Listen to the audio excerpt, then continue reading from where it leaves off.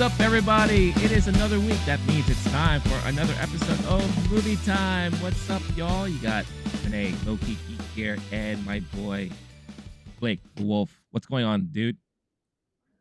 They made John Wick once, they made John Wick twice, then they made John Wick a couple more times. John Wick 4 is coming to town. I just Right. saw a 3-hour movie. I am delirious but geeked to talk about this.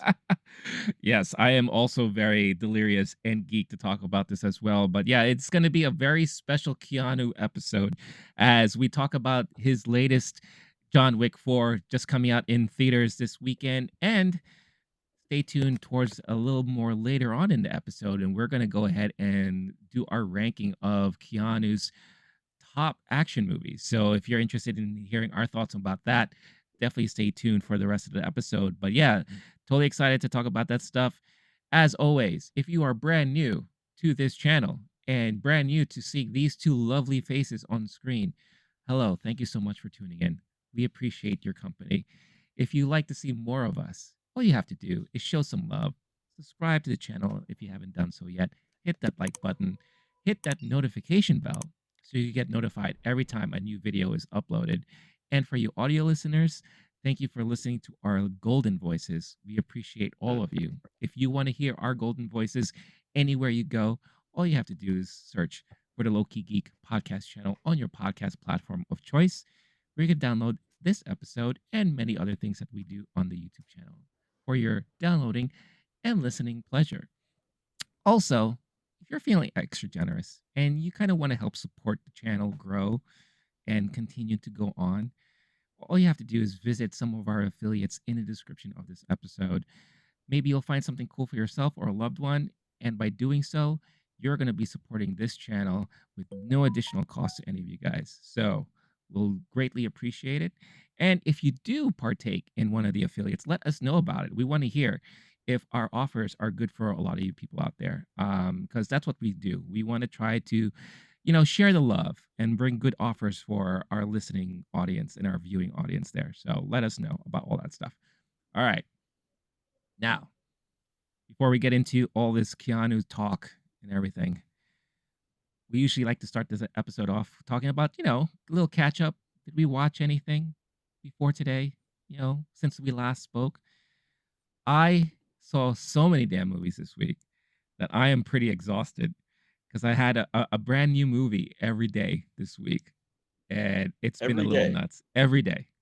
Yeah, Because last week you took a week off in the I did. post-Oscars I did. hangover. Okay, Yes. we flipped. Okay, It's cool. it's I want to hear it's about it's this. crazy, yeah. So I'll run through the list real quick without again. If you want to see my thoughts and reviews on any of these movies, all you have to do is stay tuned to the channel. One of them is already up, and I have two more coming up, probably by the weekend. But Monday night, I saw Paint, the new movie with Owen Wilson. It was one of those Regal Monday mystery movie nights, and that was the movie of choice. I thought it was good. It wasn't great, but it wasn't terrible. It definitely has the same type of humor that you would be used to if you like the movie Office Space. And it's Hmm. funny that Stephen Root is also in the movie as well, so there could be a kind of a connection there somehow. But it wasn't terrible. For you people out there who don't know and may be confused, this is not a parody biopic on Bob Ross. It's just You're an joking.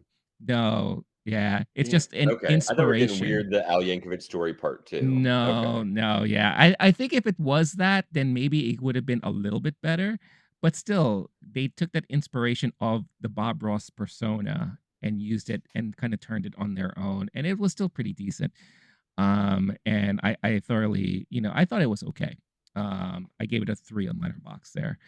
Um, then Tuesday, early morning, I was able to see Air, the new Ben Affleck and Matt Damon movie. And I love that movie. That movie is so good, dude. It is. I'm worried. I've been where I saw the trailer Oh, and people laughed in the theater and like I d- was looking. It's you don't better than the have to trailer? worry. You don't have to I was worry. worried. I would Are they say, back? I Is would this is this say the back? Like this is the newer generation's Jerry Maguire. that makes sense if that's what they're going Yeah, for. yeah. Okay. Yeah.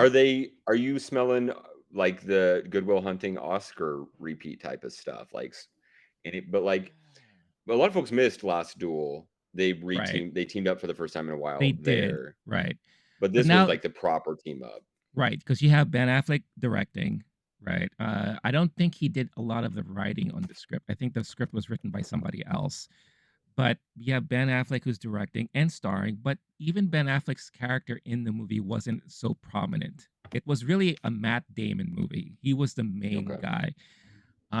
And I thought Matt Damon did a really great job playing the role of that, the Nike recruiter and all that. Viola Davis was great as Michael Jordan's mom. of course. You had Jason Bateman, who was fantastic. Chris Tucker, who we haven't seen in movies in a minute, and he was fantastic. His shtick, which we haven't seen in a long time, the kind of shtick he has like in the Rush Hour movies where he's always screaming and talking loud and like, You mean Chris Tucker? Chris Tucker, yeah, He's doing Chris Tucker, yeah. yeah, Fifth Element, Chris Tucker, that every yeah, movie I've seen him in, Chris Tucker, yeah. absolutely, yeah. He's doing his thing. He does his thing here, but it's a little bit more tamed, and I think it's because of directing choices, and it was really good, and he comes across as brilliant in this movie. You have, who else Like, was good in the movie? acting or, like, just a Good good version acting. of Chris Tucker? No, a good Really? good acting, yes. Yeah. Okay! Yeah, I'm excited. I have a good I Chris Tucker impression, I gotta update it. Okay. I'm not doing it on air, but, you've heard it Chelsea before. Clinton! Who you think I am, Chelsea Clinton? What a distinct Yeah, career trajectory, and I was worried he lost his fastball, but it sounds like it actually added maybe a little dimension to it. That sounds good. I think I what want what that. happens is like in time, he's older obviously, and I think under a right direction, like under a right director, still utilize what he's good with, but tone it down a little bit, spread it out. And like his character in the movie actually had a lot of heart, so dude, I was not expecting to like this movie as much as I did. And I really, really enjoyed it. I can't wait for you to see it so we could talk more about it. I can't wait until Oscar it chances? airs. Oh, hey! Oh, dun-dun-dun, shh. Um, I don't know about Oscar stuff. Maybe like I wouldn't be surprised if in the smaller categories it might be recognized. I don't want to say anything because I don't want there to be potential audio grabs from you next year Hmm. about me saying that it has no Oscar choices or anything like that. But When you said it, Everything Everywhere All at Once would be forgotten by October, is that is that what you mean? Because all that it's right, on the record. those of you go back to the episode. I didn't say entirely all of that. I mean, yes, I will admit that I didn't think it was going to get that recognized, but I said, hey, I could be proven wrong, and I'm so glad I was. But yeah, Air, look out Okay. for that because I think Okay. that you're gonna be pleasantly surprised by that. And then on Wednesday, yesterday, because we're taping this on a Thursday night, I saw Dungeons and Dragons, Oh, you pick a movie and every day. Okay. yeah, dude, I wasn't kidding. Yeah, I saw a movie every day. And Dungeons and Dragons, I was very skeptical going into this movie because I mean, every time you have a big property like that, and you look at the trailer, it looks like it was going to be extremely campy and maybe like ridiculous. I was actually pretty entertained throughout the movie. I thought Chris Pine did a really good job. Now, don't get me wrong, they do have a lot of comedy in it, and it's one of those types of comedy that can get annoying for some people. Like, let's say you and I are talking, right? And then I'll just cut in and say, I wonder if I turned off the oven. All right, and we keep talking. Yeah, oh, did I really turn off the oven? Yeah, I think I turned off the oven. And then you see an explosion in the background. Oops, I didn't turn off the oven. It's like a lot of that stuff, you Okay. know. But I think later on they kind of steered away from that a little bit more, and they used their comedy timing and bits a little bit more carefully, which is good. Um, Hugh Grant. Oh man, he's a treasure. Remember we were talking about like during the Oscars. It's nice seeing Hugh Grant in his like elderly state now because he's the kind of guy that doesn't give a fuck anymore. Yep. He In the new Guy plays Ritchie movies, right. he's having a little moment. I love Yeah. it. Curmudgeonly Hugh Grant is Oh so yeah. fun. Oh, it shows in this movie too, and it's so good. It's really really good. It fits the kind of character that he's playing. So, So yeah, I would say that it would Dungeons and Dragons, they may have a hit on their hands there, Wow. especially with the crowd who are into Dungeons and Dragons. If they're going for that audience, I think that audience will be very pleased. For a more, general audience, like maybe yourself, I think there's enough there if you can look past the fantasy elements. I know you don't do well with fantasy stuff all the time, but if you are into some of that stuff, then I think it has enough for you to be entertained and everything. Okay. So yeah, so that was my weekend movies. Wow. Yeah. What a What about week. you? And you ended with a 3-hour John Wick 4. I know. Sad to Yeah. get into that one Yeah. too. So Goodness. hence, I'm exhausted right now. We flipped because I did Oscar Burnout and Cure That Hangover with the hair of the dog, watching movies every day that Right. week afterward. This week, I decided to do more of this stay inside option, and Okay. the only movie that got me outside was Inside, the new Willem Dafoe. Oh, how was that? Um, the friend Dafoe, I'm not sure, but how The did foe. you see it?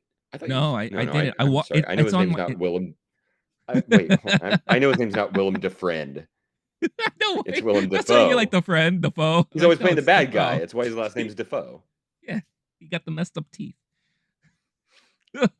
I genuinely enjoyed it a lot. Very Nice, suspenseful, nice. intense, a little more like imagine like a more art house Castaway kind of Oh, concept going on. interesting. Okay.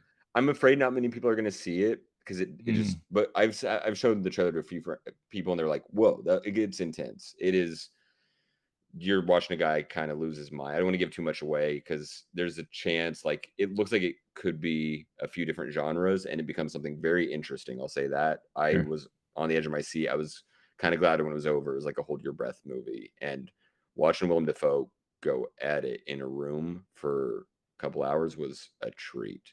So yeah, that's all I did though was stay inside and watch inside.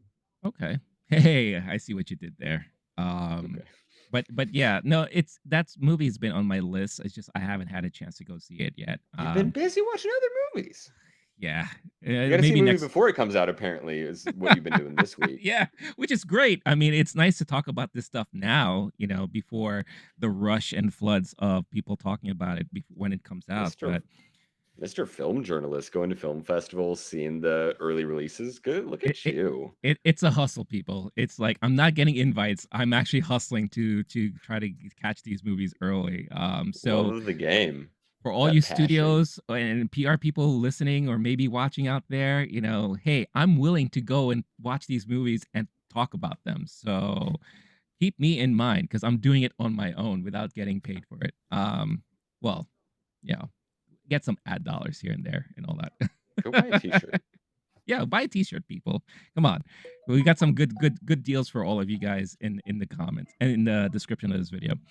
But with that being said, let us go into our John Wick 4 talk right now. The fourth installment of this surprisingly entertaining franchise. I mean, it was one of those. I remember when I first saw John Wick, the first one, it was actually funny enough, it was at a screening. I was invited to a mystery screening one day Huh. and I went to it. And at the screening, as we were all seated, that's when they told us what the movie was. And they Wow. said, "You're gonna watch this new Keanu Reeves action movie called John Wick." And we're like, oh, "Okay." At this time, I think there was a little fatigue with Keanu because of all the Matrix stuff, and he was being. It was like one of those things where can he get out of the whole Neo persona? Like, is he just gonna get tied to this thing? He Um, had a whole run of whack action movies up until yeah, John Wick.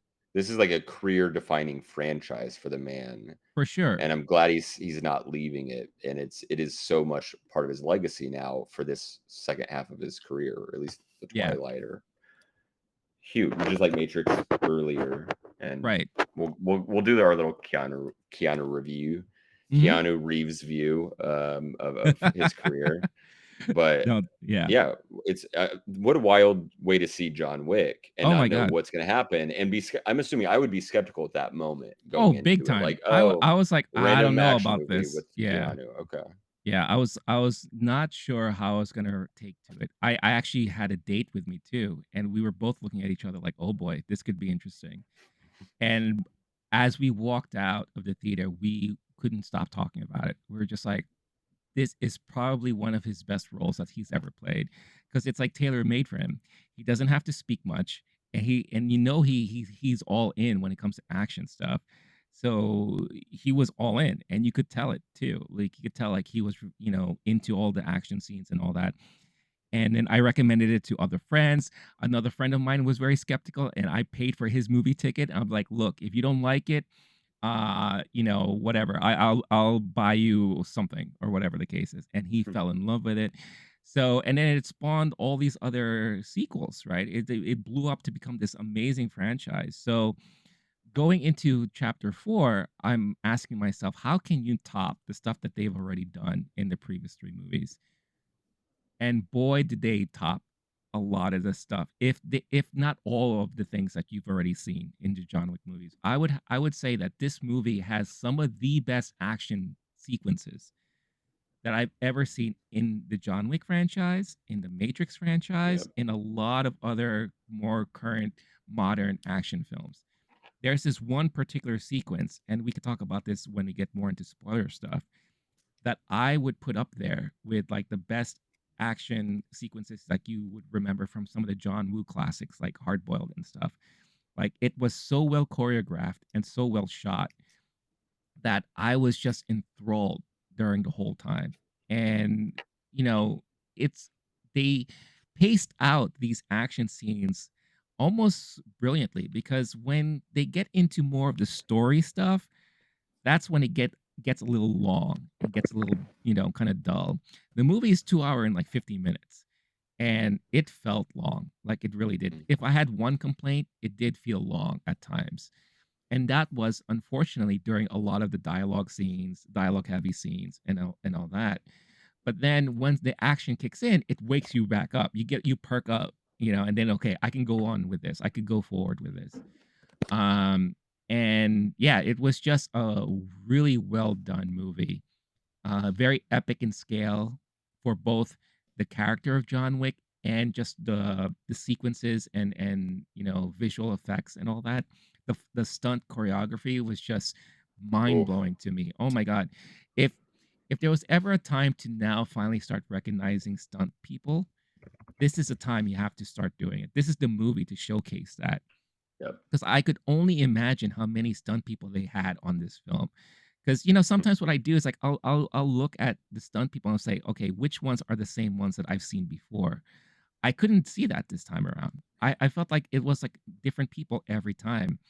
Now that could just be the magic of the makeup and outfits and all that stuff like that. But you could tell they had a really huge, talented stunt team on this film, and I think it does beg to ask the question: when are they going to start getting recognized for their work in Hollywood? Because this movie showcases all of it.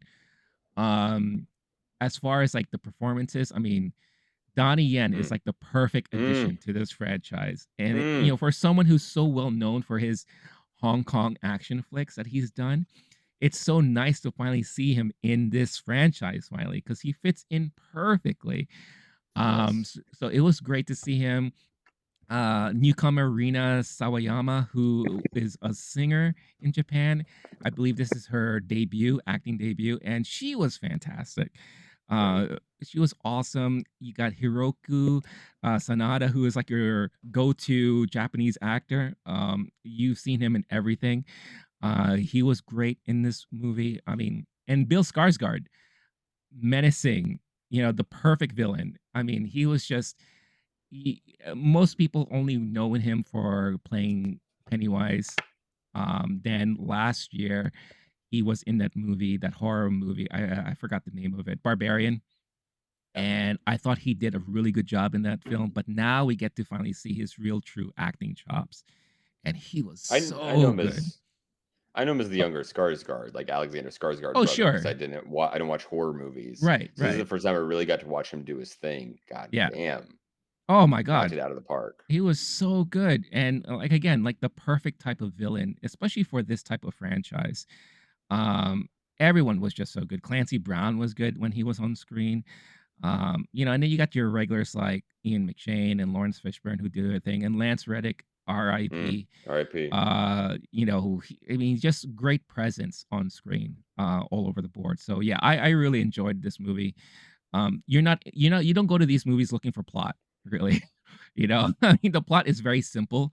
And if you couldn't tell from the trailer, it's basically, John Wick just wants to be free, and he has to go through all these things to try to get there, right? But yeah, no, I really, really enjoyed it. What about you there, Blake? Before I kick it off to you, I know we usually like to talk about audience reaction and all that. Yep. Now, again, 4 p.m. on a Thursday after early evening, you're not gonna get a full theater, but I would say my theater was half full, which is great for Wow. yeah, For for 4 a PM. Oh, weekday, yeah. 4 Oh, wow. yeah. People were waiting for this movie. People were really Yep. waiting For real. for this movie, and every every time the action scenes would complete or something big popped on screen, everyone was, like, cheering and clapping or doing, like, "Oh, damn!" Like one of those type of reactions. It was Yep. just that type of movie, and I'm pretty sure we're gonna be hearing a lot of those type of reactions all throughout this weekend and probably for the next week or 2. But yeah, how was it for you?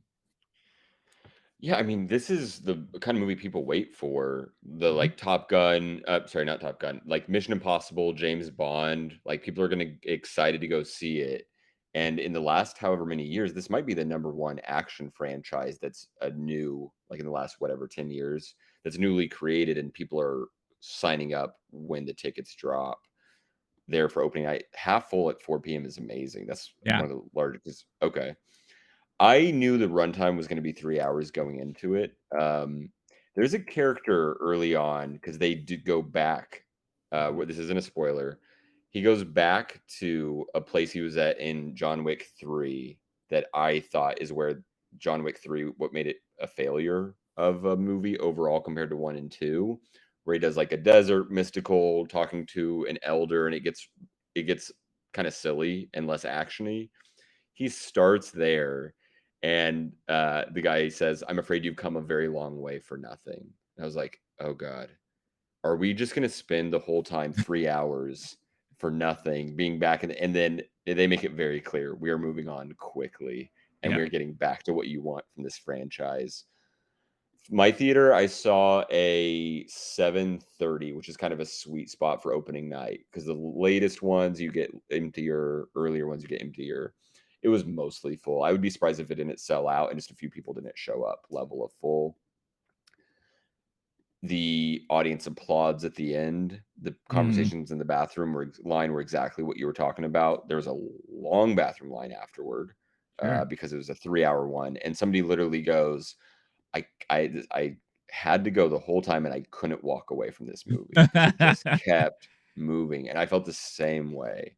I yeah, paced myself, I made it through the 3 hours. There's not really like, there's a couple moments, but it is exactly what I wanted from John Wick 4. I was mhm, worried after John Wick 3, I remember being disappointed after that one. We'll talk about those a little bit later too, just our ranking of these, yeah, but this one to me hit and hit hard, and I also there's a few action sequences that I wanna not fully break down, but just go review of, like, sure, highlights. yeah, But to go off what you're saying, the casting was so good. The newcomers were amazing. mhm, Shamier Anderson, hadn't seen anything he's been in before, hadn't even heard yes, of it, and the dude yeah, crushed it in that yeah, role. Very I love it seeing that when, I think it was Jessica Henwick was having a little moment in Star Wars and Matrix 4, and you're just seeing a newcomer fully slot into a very developed franchise. That's always fun. yeah, And then you've got a bunch of people, which is a random coworker I was talking to. I was asking, "Are you gonna go see John Wick 4?" He's like, "Yes, I'm very excited." And the reason he was excited, he goes, "I can't wait to see who they put in because every one of these movies has mm, some guy from mhm, professional sports, music, something like that, and they turn him into an action hero." And there was definitely a couple of those moments that were very fun, and some old steady hands keeping it moving, like doing exactly what they needed to do yeah, for their roles. Overall, like pound for pound, this is just an unimpeachable action movie. There was a couple moments that felt long, but for me, it was only the ones where and this is a problem with all movies when you're trying to wrap it up and the sun is setting and you're doing a slow mo, and then I'm going, okay, are we going to do the 1 year later thing? Like, where are we ending this? Because when you go that much heart pounding action for that long, how the hell do you get off that plane without injuring yourself? Right. And I that was the only part really where I was like, okay, I'm in pain now. I've been sitting for 3 hours. I need to go. And then it honestly it wrapped pretty nicely. We can Mhm. at the very end. I do also want to do a like, what are we doing next question, Sure. Oh, yeah. and then go over the action scene. That's the main things that I'm taking away from this one. Yeah, no, for sure. And that's the thing, like, again, without spoiling it yet, the way the movie ended, it didn't feel rushed. I mean, it shouldn't have because you just sat through freaking 2 hours and 40 minutes of movie. Nothing should feel rushed at all. I thought they really took the time to properly end the movie the way they decided to end it, and I felt completely satisfied afterwards. Like, you've held that feeling where, especially in like action movies, where it would end, and then you're just like, wait, that's it? Like, wait, I have so many questions, or I just don't Right. understand all this stuff. With this, I'm done. I was like, whew, Yes. that was epic. Like, I'm full. I don't need any dessert. I'm good. Like, I'm Mhm. good till tomorrow or whatever. But yeah, I'm really glad how they ended it. And again, it's just kudos also to Chad Stahelski. Is it Mm. Stahelski? For a guy who's only directed these movies, I don't think he's Hmm. directed anything else, right? I think he spent most of his directing career so far just on the John Wick movies. And he also He played Carrie Ann Moss's husband in Matrix 4.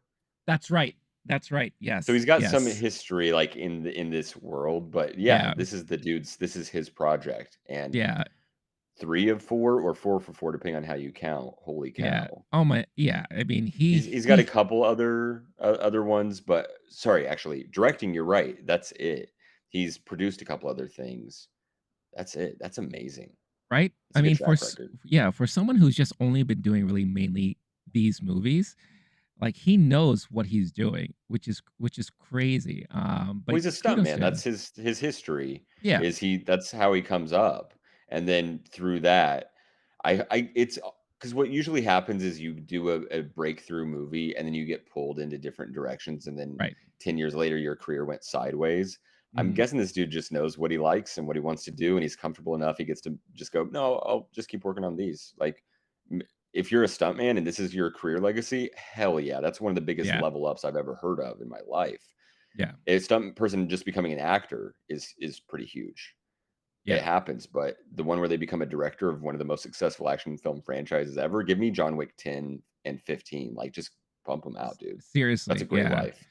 Seriously. And again, if anyone was to be the advocate for the recognition of stunt people in Hollywood, what a great leader to have for that, because these movies are showcases for stunt people and stunt work. Because I mean, the amount of stuff that they do in these movies is just mind blowing to me. So That's yeah. like it, so there's the nonstop pounding action.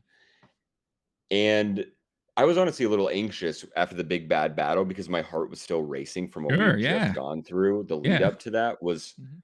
it kept having, and when I was going through, I was kind of making a list of like, "Okay, this action scene happened, this one happened, this was a favorite." The list is bonkers. It's just Mhm. pretty much nonstop. I was worried they were going to just end the movie, and I was like, "I need a minute." So the fact that they did take their time, I Yeah. wasn't mad about it at all. To dismount, like, that's a difficult thing. And then another thing we can talk about when we're talking about the action sequences is the directing quality is Mhm. way up there. There's a lot Oh, of yeah. action movies that have explosions and not, or they're doing exciting camera work and they've got good actor. Like, there's all these little cheat codes where you don't have to actually be good at directing to make it a Right. successful action film.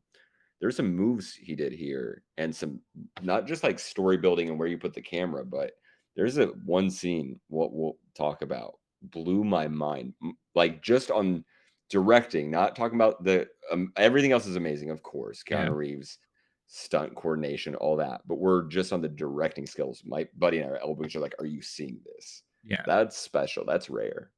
Yeah, no, it was fantastic, and Yeah, I won't be surprised if this movie is like the runaway hit this weekend. I mean, they're projecting what 115 million domestic, maybe. I won't be surprised if it was like if it hits 125 because of word of mouth. Now, the only downside is it is a long movie, and usually when the movie's longer, it tends to kind of scare people from going to the theater. But You gotta pay the it's babysitter an extra $25 right, for right, yeah, that exactly. 3rd hour. Yeah, it's Yeah. real. Yeah, and it's funny because Chad, was recently, interviewed, and I guess he's hearing criticism about the length of the movie, and he claps back, and he's like, "The people who are complaining are the same people who would binge a stupid TV show on Netflix for, like, 5 Yep. hours." You're like, Listen, "Damn right." You're like, "Hell yeah." listen, 3 hours is nothing compared to what we do to ourselves on a day Right. like, a weekly basis. Like, look at your screen time on your Instagram, Oh, fam. absolutely. It's TikTok, all that stuff, disgusting. yeah. I Oh, don't yeah. look at those stats because they make me sick. Yeah, but, this is well worth the 2 hours and 49 minutes or 50 They minutes, use however it it. is. They use it, The yeah. problem after those movies is going like, "Oh, it dragged at this part. They did too much of this, too much of that." No, pound for pound, Yeah, yeah. action. No, it's great, and again, I'm so curious to hear about your thoughts, when you watch the movie, or if you've already seen it. Let us know all your thoughts in the comments, because this is definitely one of those, uh, moments in, like, action movie history where Hmm, I just can't stop talking about it. It's just one of yeah. those, like, phenomenal things, that they were able to accomplish in this film. Probably since I don't think I went so, like, nerdy nuts about an action film since The Raid, I would have to say, since I saw The For Raid. real. Yeah, I was thinking about some of the action sequences and how it's handled and the quality, and you were mentioning old John Woo. yeah. And I thought of The Raid for sure. I'm thinking of, like, parts of Kill Bill. Like, that's the Sure. level of Yeah, quality yeah, we're dealing with. And I'm not saying that it's overall storytelling and everything Tarantino, but I'm saying, like, the 88 Keys scene yeah. is Yeah, yeah, how yeah, I yeah, yeah. felt this entire Yeah. fucking movie. Yeah, because it was chaotic. It was chaos, right? It was just But even controlled though chaos. yeah, even though it's like you had so much going on, it was very controlled, and I felt like in especially with the last John Wick movie, it was very, like, secluded and focused, Yeah. a lot of the fight Yep. scenes, so it's usually, Yep. like, 1 on 2 or, 2 on 2 or whatever. Like, this one was just, like, massive chaos. Zombie video game Yeah. level chaos. Yeah. Video game, yeah. It felt like a lot of video game moments in this movie, Mhm. and, like, as I was watching the film, I was like, why haven't they done a video game based on this franchise yet? Like a full-on action video game? And then I thought again about it, I was like, they don't need to because this is it already. Like, I don't need to play Yeah. through any of this because I'm watching it right in front of me, you know? But yeah, The level of, like, difficulty on the controller, because that's another thing that makes oh, the movie yeah. special. Keanu's doing a lot of his own stunts, Yeah, and if you're doing throw the guy, flip the guy, spin, shoot, catch the gun, do this, yeah. car hits him, move him here, grab use him as a shield, like, that nonstop is insane, It's and it takes crazy. I think that makes sense why this would be a stunt person and stunt coordinator's franchise is Yeah. because he's just doing stunts going like, "I bet what if we did this and this and Mhm. the" and, like, if you have the right team involved and you can pull this off, holy shit. If you don't, people are gonna die for real because this was I'm felt like fear for these stunt people Oh, so yeah. many times. And there's the viral clip of dude getting thrown down the Down elevator, the yeah, and yeah, they go, yeah. "This is why you need to award stunt people at the Oscars," which Yeah. was Oh talking my to the god. buddy, the friend I go with, he worked on John Wick 3, behind the scenes, and I like talking about these movies and action movies, and he's helping break it down and, like, how it goes. But one thing I was just griping about is, like, if you want a juice injected into your telecast, Mhm. and you're worried about the runtime and is it get rid of the little segments, the little interacting with the crowd thing, Right. stunt coordination and casting. Casting, you get a montage of super famous people, of a lot of them. 8 in one movie, 8 in another, 5 in another. The other one you get to do is stunt and just show clips of Yeah. sick things happening in these movies. People are pumping their fists and high-fiving and screaming like a sporting event, and you're at Buffalo Wild Wings and it's the last moment and people are just like, "Oh, no." Like I laughed so many times and screamed so many times on a guttural instinctual Mhm. level because my mind was being blown Yeah. by like it's so many gnarly action moments. You know what? I think it's time. Let's talk Okay. about some of these action moments because we have to. We just have to. I think one of the first things. So we're talking spoilers. You could see it up there on the screen yet. So if you haven't seen the movie yet and you don't want to get spoiled, I advise you check the chapter list. Maybe fast forward to our Keanu action movies ranking, or if you don't care, obviously just stick around and join in on the fun here because I think one of the first things I do want to mention is, and they don't cover this in the trailers from what I remember, Donnie Yen's character is blind, and I was not expecting that, and the Little moment Rogue they One flashback. yeah, yeah. I was like, "Oh, he's doing the whole blind Zatuichi again." And I think that's pretty awesome, especially in the chaotic action sequences that he was involved in. The way how he utilizes the environment, the way how he has like these little devices that will ring a bell every time someone passes through them, like the motion sensors and all that. Like it was so smart the way they handled a lot of those action sequences for him personally as his blind character. I thought that was really, really amazing. And again, unexpected because again, I don't think the trailers show that. I don't think they kind of hint at he's blind because there's no need to. I mean, it's a nice little surprise in the movie when you find out. But I think a lot of that nice touch, I think, really showcased some of the talents of Donnie Yen, especially in this film. But what was like what's the first thing that comes to your mind when you talk about action sequences in this movie as far as like what is like your favorite so far or the one that really sticks out? To continue on the Donnie Yen thing, because he has one, and Sure. there's so many. I literally, once I started writing it, I just kept like on the list. It just kept going. Yeah. It's kind of tough to segment them out because there's so many that just lead from one to another to another. Mm. But there's definitely some set pieces happening. The one that sticks out most, I'll get to in a second. But for the Donnie Yen, like he's not only doing the blind. What you said The that Zatuichi. Satuichi? Yeah. Thank you.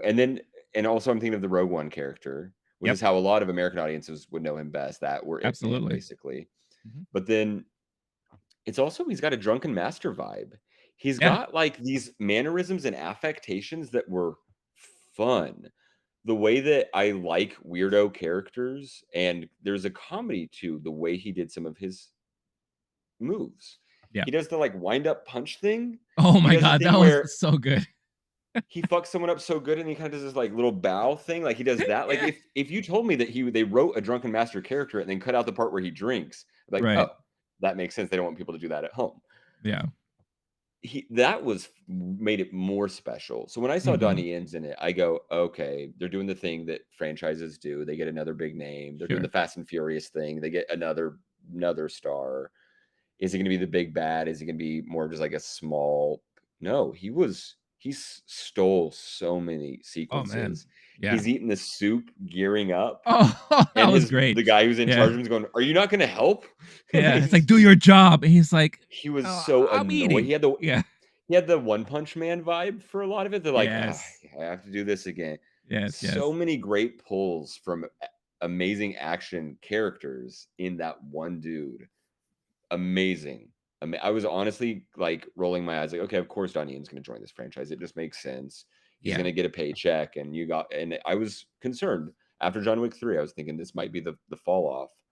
Right. No. To me, like, I'm still not sure where it ranks in them. We'll get to that later, but that made it special, those moves and a couple others. But the main action set piece that I Mhm. literally screamed when I saw just where it was gonna be, Yeah. the Arc de Triomphe in Paris, France, which Ah, we yes. something we talked about off camera is you're a fan of Japan, and they have a whole set Yes. piece in Japan. They spend some Yeah. time there, and they spend some good time in Paris. Oh, yeah. My FOMO was acting up. They say, "Oh, we're going to the Arc de Triomphe," and I go, "Ah, they're just gonna drive up to it." Um, There's a couple very famous, like, there's an Audrey Hepburn movie, there's a Casablanca, it's like it's a landmark icon, Mhm. a Jean-Luc Godard, Breathless, like, it's been in, like, very featured in some movies for sure, and I'm thinking like, "Okay, they're gonna drive up to it, and then they're gonna go to the subway station underneath." No. When I realized they're doing a driving, shooting, punching, all the above action set piece on the Arctic Trail, where the road, it's I'm gonna say off the top of my head, 10 lanes, Mhm. pure circle, very few signs, a location that, unlike many intersections in the world, as someone in New York City, I walked up to the curb and I got freaked out. I was like, Sure. "How are there not nonstop lemming deaths on this road all day?" And there's this giant landmark and a lot of people crowded around and just traffic going, and they did it, and I thought at some point, a car is gonna flip over and all the traffic is gonna stop, and then we'll do a little punch scene. No, the traffic didn't stop for what I'm gonna say was 15, 20 minutes. There's moments where someone's getting hit by multiple cars. They're using cars as a weapon again. Shout out John Wick 1, Oh, where that's a yeah. huge, piece. He gets the old car back for a bit. He's but a new version of it. Shooting between cars, shooting people in cars, getting a motorcycle for another part of it. At some point, a dog is jumping from car to From car car to to car, car, which yeah. I think that was a John Wick 3 affectation or maybe John Wick 2, the where they had the dogs introduced, and It I think that was was 3 3. because it was Halle Berry's dogs, yeah. Brilliant thing to have in that movie. This one, they just had the one dog that would Yeah, fuck shit up, and you see it coming, you go, "Oh god," and it's jumping, doing things that none of the other characters could do because of the traffic situation. right. That one, literally, I screamed when I saw where it was at and what Mhm. the potential was. There's a few of those in the movie, but this one in particular stood out. That's yeah. My That gut was dropped for that whole time. that was, like, anxiety inducing, like, freaking Yo. action because, like you said, the cars never stopped, and I'm trying like, during, God. like, halfway through, I'm God. thinking to myself, like, "If I was driving in that circle, I think I would have stopped a while ago," because, like, there's some crazy stuff happening right now, Also, where's the and cops? There's not one cop. oh, of course, yeah. Last time I was in Paris and there was an entire military marching band just, like, playing music in the middle. I was like, one of those dudes would've gotten involved at some Right. point, Oh, but yeah. we're not asking too many questions with Nah, John Wick 4. no, there's no Traffic need. keeps going, and they're Yeah. running towards each other and then stop, and then people get hit by buses, and they survive, and then you gotta worry Oh, about them when the traffic comes back around. yeah, God. and my god, this guy, this freaking John Wick, he just gets thrown and tossed all over the damn place. And then when we'll get to this one other scene later that someone in the audience in my theater said something out loud that I thought was hilarious. But one of my scenes that stands out happens right after that scene where they go into, I believe it's not a church, but it's a building, and they have this amazing like one shot action sequence that is shot and filmed from the roof, You're from the right. That's the ceiling. best one. And Yep. I was just like, "Get the Oh, fuck out of here." It's like when I compare this scene to like one of the best action scenes in film, like Hard Boiled in the police station, where you have Chow Yun Fat going from room to room and shooting people, and then it gets to a point where he's holding a baby and shooting people and all that stuff like that. It was like nonstop. This was very similar to that, where you have John just like shooting guys all over the place. He now has this shotgun that has these like fire rounds that he's like basically incinerating guys as he's shooting them, going from room to room. And really it doesn't really break. It just you are following him going into doorways, into holes it's in a the wall. oneer. It's a wonder, yeah. I didn't And have the I chance to time it out, but it was so long, and that's the part yeah, I was talking about earlier where the friend and I are going, "Are you seeing this? Do you?" Because I yeah. sometimes I'll miss a oneer in real time. Mhm. There's a moment where that you see a rafter, and if they had to cut, that's where they would That's do probably it, where and they I did it. don't Yeah. fault them, but the fact that it feels like a oneer is the Yeah. whole point anyway. The Yeah. concept of a oneer is it can be gimmicky. We Sure. saw it in, like, 1917 where they're like, "Oh, now we're gonna go by this wall," and then that's when Yeah, they get or to someone's, cut. like, walking in front of the camera, and then Right. that's how they cut, yeah.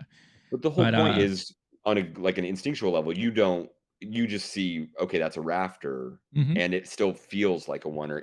But yeah, even when you include that as a cut, it's still unbelievable. unbelievable that they're including fire going through walls, going Yeah. through the floor.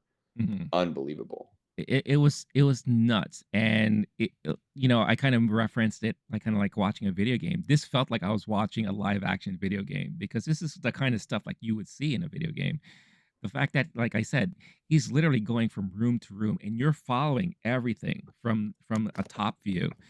And then like afterwards, they cut to again a new scene with Shamir Anderson's character as they're kind of like fighting against each other, and then it goes back to that whole ceiling sequence once again for another mini oneer shot sequence where he's again mowing kids down and all that stuff. It was just so amazing how they choreographed it, how they shot it.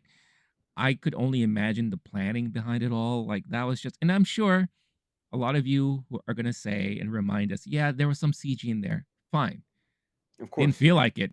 It didn't feel like it. Yeah. It That's yeah, not the point. yeah, yeah. The point is, if you're watching it and it interrupts the moment and Yeah, you feel the CGI or the cut, that's when it's a problem. If it's yeah, seamless, congratulations. You yeah, know now that all movies in the 21st century all have CGI, every fucking one. yeah.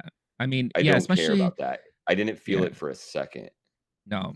Especially like if you watch a lot of like the special effects and behind the scenes footage of any movie these days, you'd be shocked the amount of CGI they use, even for the most simplest things. A Right. gun could be CG. Maybe the person's not even carrying a gun, but they have to CG in there because maybe that person's doing crazy stuff with it. It doesn't matter. It didn't feel that way here, and Right. it just felt fantastic just to watch the whole thing. Um, Hands down, one of the best action sequences I've seen in a very long time. If once this movie is available on digital, I think I'm gonna have to just go back and keep on watching that time and time again because Yep. it's worth it. It's really, really worth it. And then immediately after that, we get the staircase scene. And this was the one Yo. scene where I'm just like, what the fuck? And this is where we get to see the team up with Donnie and John Wick, and them two together. I mean, that is just the team up we've been waiting for a long time because it was fantastic. Um, the part where someone in the audience in my theater screamed out loud is this poor guy again. He's been thrown around like a rag doll, for like at least 30 minutes. He has to get up to the top of these stairs because he has to get to the church, His for life depends on it. The his whole life movie, the depend whole mission depends on exactly. the top of the 212 steps or so, however many they Yeah. said. Like, yeah, 212, 220, something like that. That's the goal. You got That's the to. goal. He gets up to where there's like 5 more steps, and this poor dude gets hit, and he goes Out of nowhere. trampling down out of nowhere. He goes way down, all the way down, halfway, and then he gets hit again, and then goes all the way down to the very beginning. And the guy in the audience screamed, I was like, "Yo, every bone on your body is broken, son." And I'm like, he's right. He's like, there's no way anyone could have Kevlar ever jackets, survived. dude. Hey, Stop man. asking questions about John Wick movies, Hey, y'all. gotta Kevlar love the suit. jackets, we're Don't good. hate, Yep. don't hate on the suits because that suit saved his life. But oh my god, that was just insanity. Insanity. Because they're doing comedy in these Yeah. movies through action, and they know what audiences like me are doing, where I'm laughing because an action scene is Uh huh. so absurd or sometimes just overwhelming. It's so insane to see someone get stabbed in a certain way. You go, Yeah. oh my God. And it's like Yeah. a horror movie when people laugh after they get freaked out. It's a nervous reaction that Mhm. happens naturally. They're pressing that button repeatedly, but then every now and then there's some proper LOL comedy, and that's Oh one yeah. of them. They did Yeah. it in the last John Wick with the punching him through the glass, Hmm. and it's another one of those like, again, really, you're putting this poor guy through that? And At it's least something you like see in 20 comedy. times. I feel like he went through glass like 20 times. And I'm just like, No how joke. much more? And it's the kind of joke where I've seen it. It's like a current kind of comedy in the last 15 years or so that's taken off, where people just keep doing the same Yeah. thing, and it's becomes annoying. And it's like, oh, okay, they're doing how many times and then they do it again, and it becomes funny again. The Mhm. timing of these, which it's another reason why it's great to have such an expert stunt person Yeah. do these, is because timing is the whole game with comedy, also. Yeah. So then one of the ones that stands out to me, and I don't know if it's necessarily the quality of action and the punches, but the ingenuity of Donnie Yen's doorbells, Yeah. Yeah. Mhm. amazing. Because you're Agree. looking for that in these movies. It's rare to find someone do a new device, and you go, "Oh, they're gonna use chopsticks to kill the guy. Now they're gonna do," and he's blind, and so he has so many people he has to fight. He has these little devices on him, slaps them up It's against each so good. wall, is feeling along, kind of very, like, s very physical acting Yeah. from Donnie Yen, and it felt believable. Like, this dude's feeling around looking for something he can put this on while trying to kill people, and he's, like, gonna, of course, be shaky and disoriented and maybe drunk, I don't know. Mhm. Um, but and he slaps the doorbell on there. It's or like a motion sensor ding Yeah. dong thing. And so as the bad guys are like, "Oh, this blind guy, we could just sneak up on him." They walk by, ba-bang, choo, choo, choo, choo, Ding! shut. Yeah. When the first one went Brilliant. off, I said to myself, "Oh, that dude's dead." And, like, literally seconds afterwards, like, you see Yep. the bullet go through his head. I'm like, "Oh, this is You amazing." guffaw. That's one of those Yeah. that hits you in the stomach with a Yeah. laugh. Brilliant. Yeah. Brilliant Oh, work. With yeah. that character, that being another thing to add to it, because we've seen, like, what, Daredevil, Sonar, Mhm. he's gonna do the thing where he scrapes the sword and then he can see where he's He'll at hear, like, better. yeah, the vibrations and all that. Yeah. Yeah, thank you. But there was another layer of ingenuity with how he did his action Mhm. scenes. It's pure comedy because it's a silly device that you Mhm. can get at like the dollar store. It's Right. almost like a child's toy. Brilliant. And then it gives you the little sound that happens, and then a Uh, punchline, and then a bullet. Bing So good. bong. And usually and Yeah, that it's was literally like a ba kind of like comic, yeah. funny sound that you would have in like a Looney Tunes moment, Right, right? right. Yeah. Brilliant. It's so good, and that's also that was, like, the same scene too, where he did, like, that wind-up punch too at the end, which was so good. I think everyone in the theater kind of, like, laughed out loud during it, but laughed because it's, like, amazing what we just saw, Yes. you know? It was just one of those things, and there was another moment too, and this goes to, Rina, Sawayama's character, Akira, where she's up, master with the bow and arrow and all that. And while John Wick is fighting this one dude, she catches the dude on the knee that plants him against the wall. And then John Wick just shoots him in the face, and the body does this like weird bend backwards while his knee is Yep. still attached to the wall.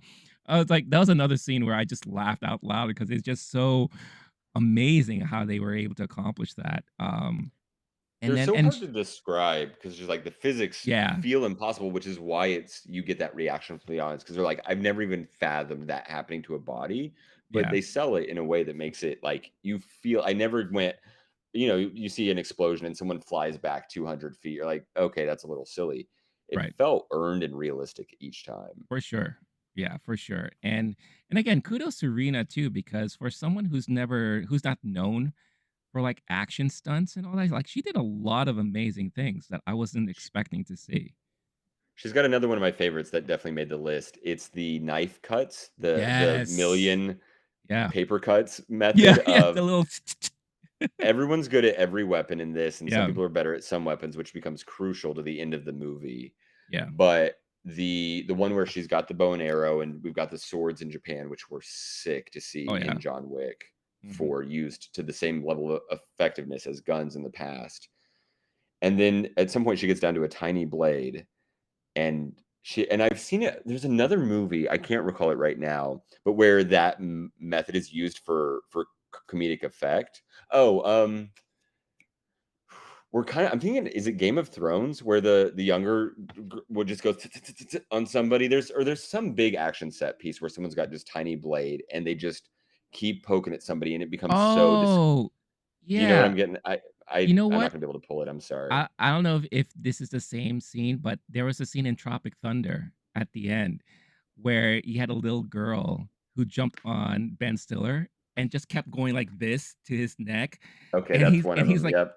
he's running around, it's like, "Get her off me, get her off me, she's crazy." Like, I don't know if that's the same thing, but that kinda reminds me of that too. 100%, yeah. Yeah. So that was, just great, and one of those that you get a laugh, but it's also so gnarly that if you've got a weak stomach, like, you're not seeing these, you're definitely not Yeah. seeing the fourth one unless it's just the worst first date in history, and they didn't check, "Are you good with this?" But it's one of those that, like, you're watching with the friends and you're Mhm. laughing, and it's so disgusting, which makes Yeah. it even bigger laugh because this weird psychological thing happening when you're Mhm. just watching someone get fucked up in a innovative, audacious, the gumption to, like, kill people in this way is mind-blowing on its own. That was a Yeah. fun one for that character for sure. No, absolutely. And I have to bring up this one thing where it's a trope that's done in a lot of action movies, and especially in the John Wick movies, is the club scenes. Like, I don't know, if I was in a club and someone walked by me Okay. and Yeah. someone got Yeah. shot in front of me, I noticed that, yeah. I think I would stop dancing and I would literally just run away. Um, Wait, I really? yeah, why? Would you No, just dude, when keep dancing? you're dancing, Oh, you're dog. just you're Yeah. just in the mood You're and in you're the just like, "Oh, zone, yeah, this dude just dude. got shot in the face, son. Woo!" Yeah.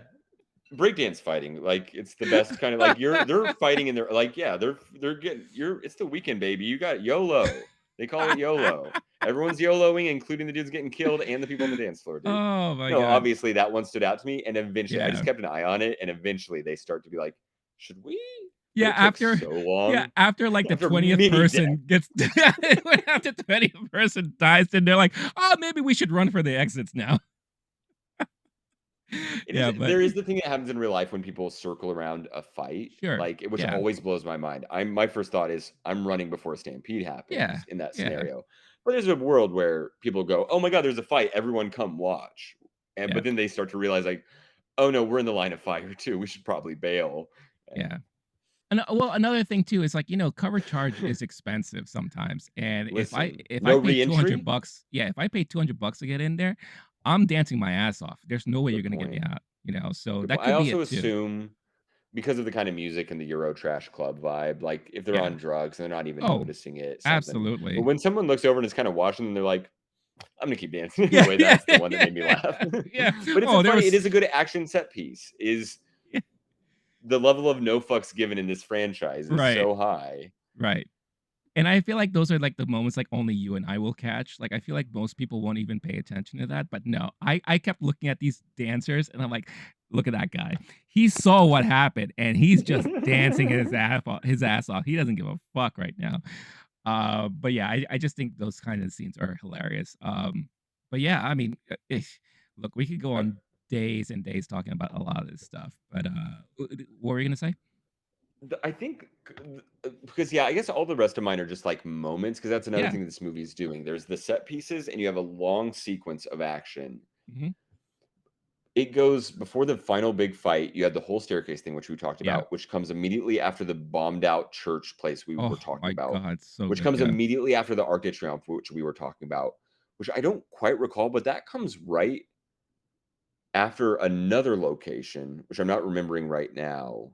But before that is when he meets up with Laurence Fishburne.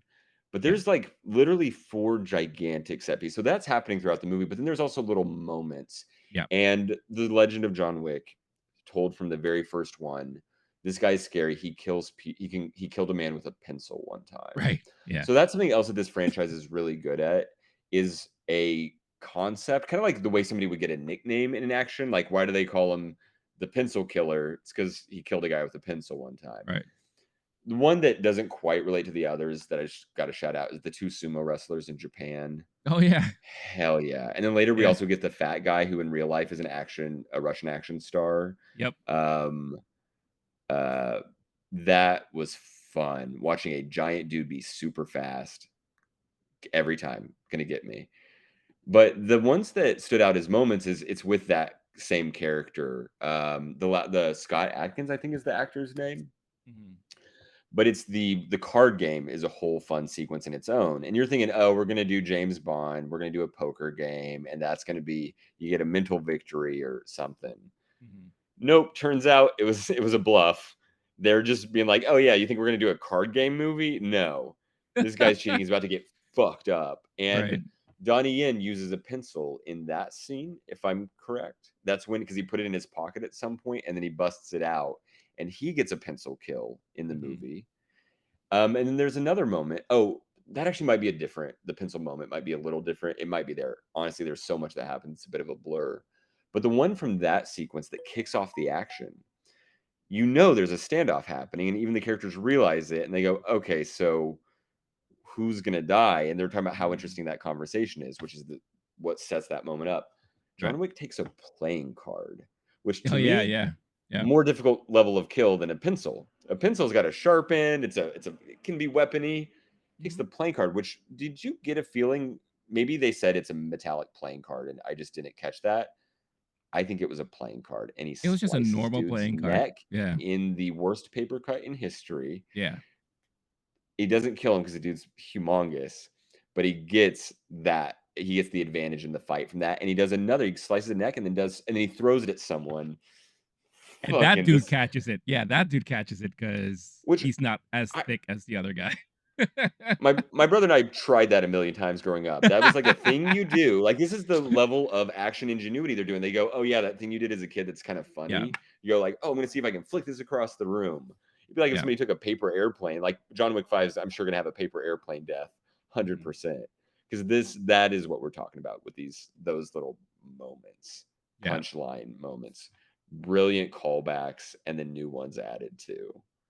so good. Yeah, it was just so good. Like, again, for the type of story that they were going forward with this movie in particular, I thought a lot of their choices were well paid off, especially towards the end. Because at the end, we get finally that duo between John Wick and Kane, who's Donnie Yen's character.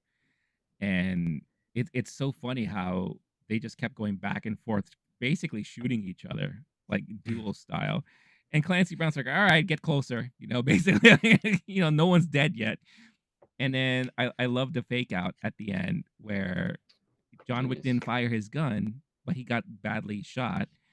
So of course they kind of knew, like, there's no way the ego of Bill Skarsgård's character is gonna let that go, right? So he's like, "I'm going to now take over, and I'm going to be the one to shoot him." And then Ian McShane's like, "You dummy!" It's like he never fired his gun, idiot. And then bam, it gets him right in the head. But were you thinking or expecting that John Wick was gonna die? I was not, and I was a little bit surprised by it. We're in spoiler territory, right? Yeah, yeah, yeah, yeah. John Wick's not dead. You don't think so? You think this is like I a know. ruse? I didn't even have to check the trades afterward to know, and I know with certainty, and I did check, but I knew. I have gone to the movies with friends before, Mhm. and y'all global motherfuckers don't know how business works. Oh, I well. guess, which is if you make money, they keep doing it. They Yeah. go, "Oh, that made money. We're gonna do it again." Maybe you could, of course, do what some action franchises have done is try to do the spin-off where you turn Matt Damon into Jeremy Renner. In this one, it was even less believable for me than the ones where, like, the end of the last James Bond. Fast forward 20 seconds, if you don't want a James Bond spoiler. I'm sorry. That was like what, year and a half ago. It's a good amount of time already. I Dude had to die. Like, Yeah, he gets essentially nuked in a building, and they show him up until the moment the bomb hits. He's got to be dead, right? But maybe they found a way. I don't know. Maybe he's gonna be radiation James Bond. But no more James Bond spoilers. There's other franchises. Okay, actually, you know what? We're doing this. Whatever Superman v Batman movie, you would have seen it by now if you have 6 years ago, something. I'm with a friend who goes, "Oh my God, Superman's dead." Maybe it was Batman. I don't remember. You would. And they show a funeral and they show the body in there. And yeah, then what do you know? Boom, boom. And the ground starts shaking. He's not actually yeah. dead because, of course, you didn't kill Superman. You already paid the actor for the next movie. Are you kidding? And then when Infinity War happened, now fast forward 30 seconds, you don't want an Infinity War, which everyone in the world We're saw. just going through all the franchises. It's okay. Just keep going. I'm with three friends and they all go, "Oh my God, Black Panther's dead." I go, "No, he's not. He just made $1 billion a few months ago. I guarantee Yeah, you he's not dead." Now, yeah. sorry, RIP. Fast forward a little bit later. The Well, sequel didn't turn out it's the way we well, thought, but yeah. I didn't mean to blaspheme. All the characters, they go, "Spider-Man's dead. They actually killed him, guy." I'm like, Have you never? This is your first time here, so I'm gonna be shitty to you now and be like, no, of course he's not fucking dead. It's a fake death. He's trying to run away. He wants to, and maybe I'll give you this. This is one of those that they sold it in such a way. Maybe he's dead. They didn't Mhm. sell it out where they show him hanging out on a tree, being like, "Oh, what are you guys doing at my funeral?" You're like I was worried about that right. corniness. Of course not. His two friends go to a grave who would be in on it. The only two people in the world, if he faked his death, the only two people who'd be in on it are the ones who were there doing their little goodbye. Mhm. Was there, like, it's possible.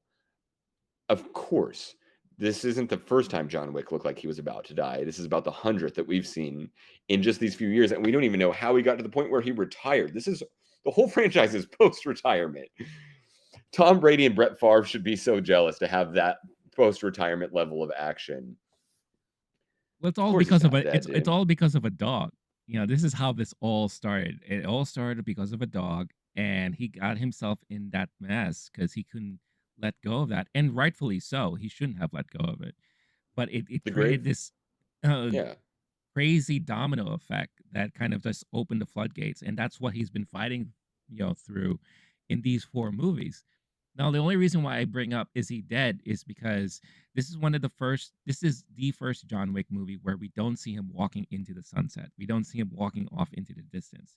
We Sure. just see, a gravestone, right, next to his Right. wife who's also dead and all that. There's telling you that he's dead for Yeah, sure. yeah, The sleight and of hand is, look, he's dead. sure, They and sold that. It is looks like he's dead. I'm not trying to take that away from you. sure. They did a good And job of that. very much so, they could treat this like a superhero comic book type of franchise where like, "Oh, well, we wanted you to think that, but, he's off somewhere," or whatever the case is. Now, the only thing that I would say is I wouldn't be surprised if maybe they decided to make this real because there is potential for a lot of spin-off. I mean, they're already working on 2 of them. You have The Continental that they're trying to work, as a TV show, and Ballerina with Ana de Armas, who Keanu already said that he was gonna kinda cameo in that show, but this could be taken before the events of what happened in this movie. The Continental would be something interesting if they just don't focus on the New York Continental. It'll be cool if we just keep getting introduced to all the different continentals throughout the entire like all the different countries because I love it when they introduce new continentals. Like, oh, like in this movie, we got introduced to the Osaka branch of the Continental, and and then it goes also into what we saw at the in the post credit scene. At the end of the credits, you get a little nice little like scene where the whole thing why Donnie Yen's character was trying to kill John Wick is because he was promised that he just has to do this one job and then now he could finally be free and reunite with his daughter, which he wasn't supposed to interact with because if he does, she was going to die. So now that he's got his freedom and was given the okay to do that, we see him wherever they are going. Yeah, he's got the flowers in hand. He's got his, he's like all happy and like, oh, I get to see my daughter again.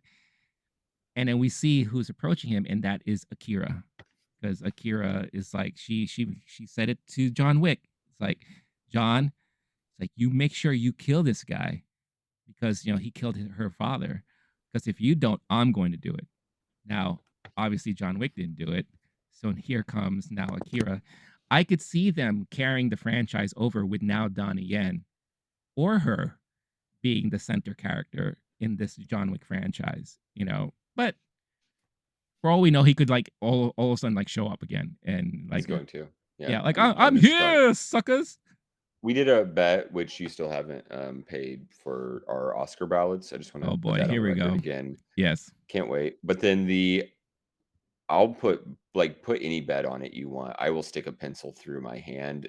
You have to take the same bet, of No, course. let's Give me not. 20 bucks on your side and I'll stick a pencil through my hand if he's not in another John Wick movie. Sure, John Wick 5, give it to Shamier Anderson, give it to the daughter, and then John Wick pops in when they need his help at the very end. Mhm. Something like that.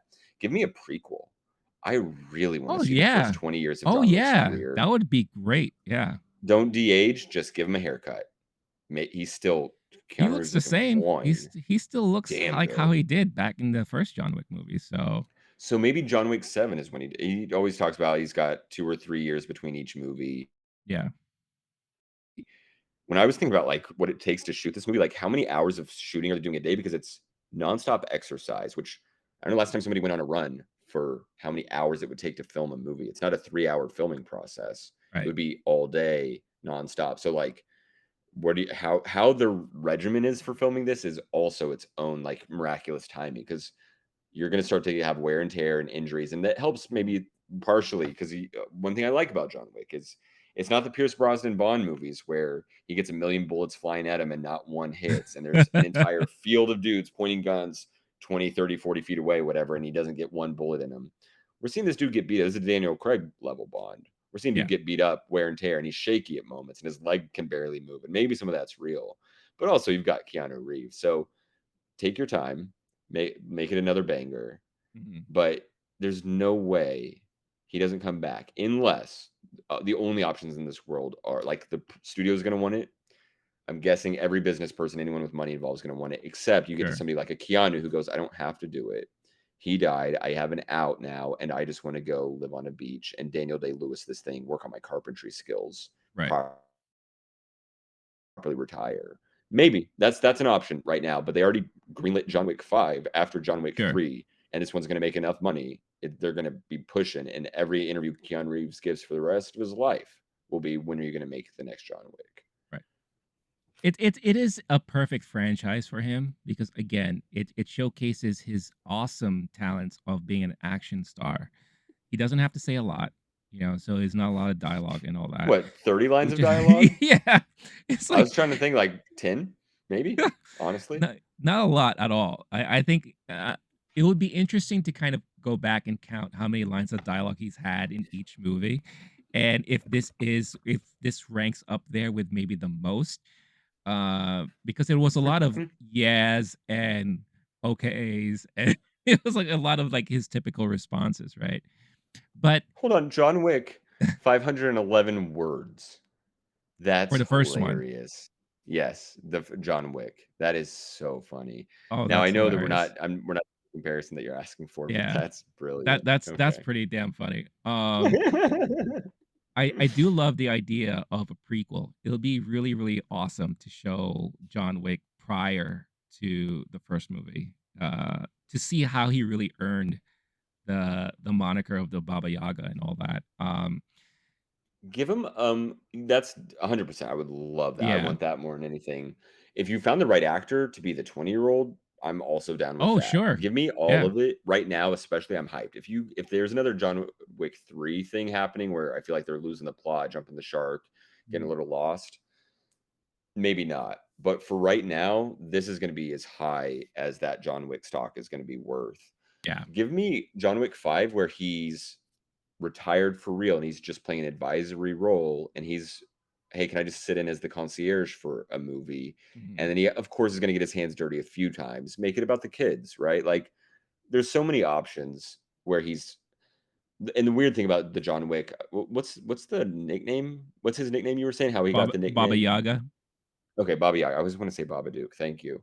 Um, Totally different this character. isn't a superhero movie where, oh, now this person is the new Baba Yaga, right? Like Yeah. that. Its name's John Wick. That's dude's name. Yeah. Um, it's that character should live and die by John Wick unless some weird James Bond Jr. something happens. James Bond Any Jr. of these versions though, where and if Keanu needs to take a break, dude, I would understand. I Yeah. I needed to retire after watching the movie. Yeah. I mean, it'll be what would actually be pretty dope if John Wick 5 comes out and he's not in it at all until maybe the very end. Correct. Yeah, Like I think that that's a would be move. amazing, to kind of give more shine because they have to continue the story of Donnie Yen's character, right? And Akira, because obviously I'd love there's it. there's something that's gonna happen between those two for Right. sure. And maybe center the movie around those characters. And then at the end, John Wick shows up for whatever reason. And that's kind of like your tease for the next John Wick movie or something like that. 100%. That's Yeah. brilliant. That's what I need at the very least, is Yeah. just I don't need it to be the same thing. This is bonkers. Hmm. Take the car for a spin, a little joyride, and then maybe then set yourself up for John Wick 5, which we just saw. We talked about a few weeks ago, Creed 3. The movie Sure. starts with a dude retired. we were talking about Infinity War a second ago. Those characters who die don't come back until the last fight scene in Right. Endgame. This is a Right. thing that happens. That's a Yeah. very good option for this franchise. Yeah. But does the franchise die? You already said they're Oh, already doing yeah. spin-offs. Yeah. 100% now. The universe is not going anywhere, and I feel like they left enough to the imagination that they could really expand and really come out with some interesting stuff for this universe. I'm really looking forward to that ballerina series that they're coming. I think it's a Yeah. series or a movie because I think Ana de Armas is amazing as an action star, and she would be fantastic in that type of role. So, and you know that he's going to show up in as a cameo in that. That's going to be something to look forward to. So, but yeah, so again, let us know in the comments, where do you want to see this John Wick franchise go? What are your expectations? Like what are some of the things that you would love for them to maybe expand on? A lot of people keep saying that they would love to see more about the Continental, which I agree. I feel like there's a Yeah. lot of stuff you could do there. There's the whole Unfortunately, show that they're doing, yeah, right? yeah, And it's in a rebuilding phase. So it kind of true, makes sense very to do true. the spin-off Yeah, when you're under construction. yeah, very, very true. And let's see who's going to be the new concierge because that's a big, big role to fill. Because Lance Reddick was so good as the concierge of the Continental New York. So let's see what happens from there. But let's talk about some rankings, shall we? Let's rank some of these Keanu action flicks because he's done quite a bit. And he's tied currently to two of the biggest action franchises right now with The Matrix and John Wick. So it'll be really, really interesting to see where all of these movies would rank. So just a little background on how we're going to approach this ranking. So obviously, there's going to be debate on what is considered an action movie. Prior to us recording, Blake and I already had a conversation about, well, I think this is an action movie, or I think that's an action movie. Um, I'm going off of what I've seen on majority of lists online and how they categorize action movies for Keanu's resume. So I've come up with 19 movies, and I've shared those 19 movies with Blake. And of course, he has every right to debate or include one if he wants. And we could talk about it. We could leave it to a conversation. But as of right now, there are mainly 19 movies that we're going to be ranking. And if you've seen tiered rankings before, obviously S is like super tier, like this is one of the best ultimate Keanu Reeves action movie. Then we have A, B, C, D, depending on like how we would kind of fall in those. And then I added one thing at the end, stating have not seen it because there are some movies here that I'm sure you and I probably haven't seen, for whatever reason. And I think it will make sense too. Like, let's say I believe one movie ranks higher and you think it ranks lower. Maybe we can meet in the middle. For example, if I say this movie belongs in A tier and you say, no, I think it belongs in C tier, then maybe we could agree that maybe we'll just put it in the B tier like that. And then, Okay. we could agree to that. And I think let's go in order of release too. So we'll go in the past and work our way to current John Wick 4. How does that sound to you? I'm game for all of that. Absolutely.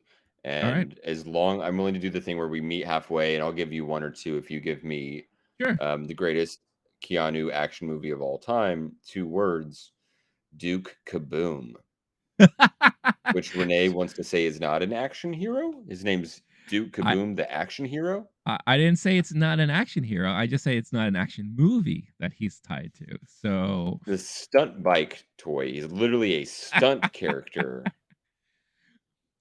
we'll put him in a special honorable mention movie. How about Okay, that? I'm going to play hardball the rest of the time, which is also the name of a Keanu Reeves We movie are that not should be including that included. movie. No It's a way. sports movie, and sports movies are action movies. It also happens to be a drama and a story about a man getting his life together, rehabbing himself and an urban, inner city, what might be the term that they used in the movie. I don't remember how offensive it was, but yeah, he's helping these youths, these marginalized youths, get their lives together. Yeah, Movie called I don't see Hardball. where If you want to play the hardball, I'll action play is. hardball, Renee. Yeah. The Okay. sports part. Sure. That's why I do a lot of sports. The action. Sure. All right. How is this Well, difficult? But okay, sure. You've got a list of 19, such a sacred list. so the first movie on this list, I have a feeling neither one of you, when you and I probably haven't seen this, especially since it was a 1986 made-for-TV movie called The Brotherhood of Justice. It stars Keanu Reeves and Kiefer Sutherland and Billy Zane as high school students who start a vigilante group to combat crime in their neighborhood. So I'm comfortable in saying that neither you or I have seen this, and I think we'll just put it in that category. What do you think? I'd be willing to negotiate if you give me Bram Stoker's Dracula as an action movie, then that could be fine. But otherwise, I'm giving it an A, and it's going to be the number one rated movie. It's up to you, dude. You're gonna How do you put want to play this? this I as said hardball. What do you think you're gonna hardball is? you're gonna put Brotherhood of Justice as the number Number one one. Keanu Reeves movie of all time, unless you let me add Bram Stoker's Dracula. It's a vampire movie. It's an action movie. Yes, there's some romance. Yes, there's some drama. Yes, it's based on a famous novel and made by Francis Ford Coppola, who happened to make The Godfather one of the greatest. What you're going to say is not an action Don't say movie. action. It's not an Oh yeah, the action gun movie. mafia movie. No action in that one. Are you kidding me? That's not the majority of the movie. Oh, I forgot. Movies can only be one genre. Tell No, that I to I, everything I everywhere didn't all at say once. that. I Please didn't be say that. respectful. All right. Please. I'm going to put Brotherhood of Justice in the have not seen it category. How dare you? Next. I don't agree to this, but the rest probably will be fine, except there's a few more yeah, debated I'm ones sure on there here. is. Can't wait. Point Break. That's the next 1991. I believe this is the movie that kind of like introduced us to, oh, this Keanu kid. He can do some action stuff here. Famous line, I am an FBI agent, or whatever it is, as he's shooting up into the sky. Ah! It is obviously Keanu Reeves and Patrick Swayze in this role. And Gary Busey, let's not forget Gary Busey. Um, this is a longtime favorite for a lot of people. However, for me, not so much. I would say this is probably an A ranked movie for me. What would you say? So we're skipping Bill and Ted's Excellent Adventure. That's cool. I guess we're gonna Again, just not time action. That's travel, just like the comedy. characters in the time travel action film Bill and Ted's Excellent Adventure. We're just gonna skip that year, maybe come back to it later. We'll see. Maybe we should have just Got done a it. Okay. Keanu that's whole filmography at this point. There's so many, dude. I honestly I there's so know many on there are this a list I'm lot. not There mentioning. are a lot. Yeah, I'm just enjoying my own private Idaho right now. Sorry. that's good. Yeah, As a fan I'm of his glad. other work, ugh, I'm okay. Point Break. Point What Break. what's the highest rating? It's S A. S Is it tier. ABC? It's S is above S. A. Yes, S is above A. Okay. We don't have time to debate every aspect of this game. It's A for sure. I agree. Yeah, I I want totally to say it's agree. S. I'm a giver, but no, I'll say A. No, I totally agree. Great movie, very and nostalgic for a lot of people for sure. But when you compare it to his other action flicks, I would not put it in S tier level. It's still great, but not at that level, for sure. But now Next we got to movie. skip to Bill and Ted's Bogus Journey or Dracula, or is this all much ado about nothing? The 1993 Keanu Reeves movie, which I'll give you is not an action movie. So Speed, 1994.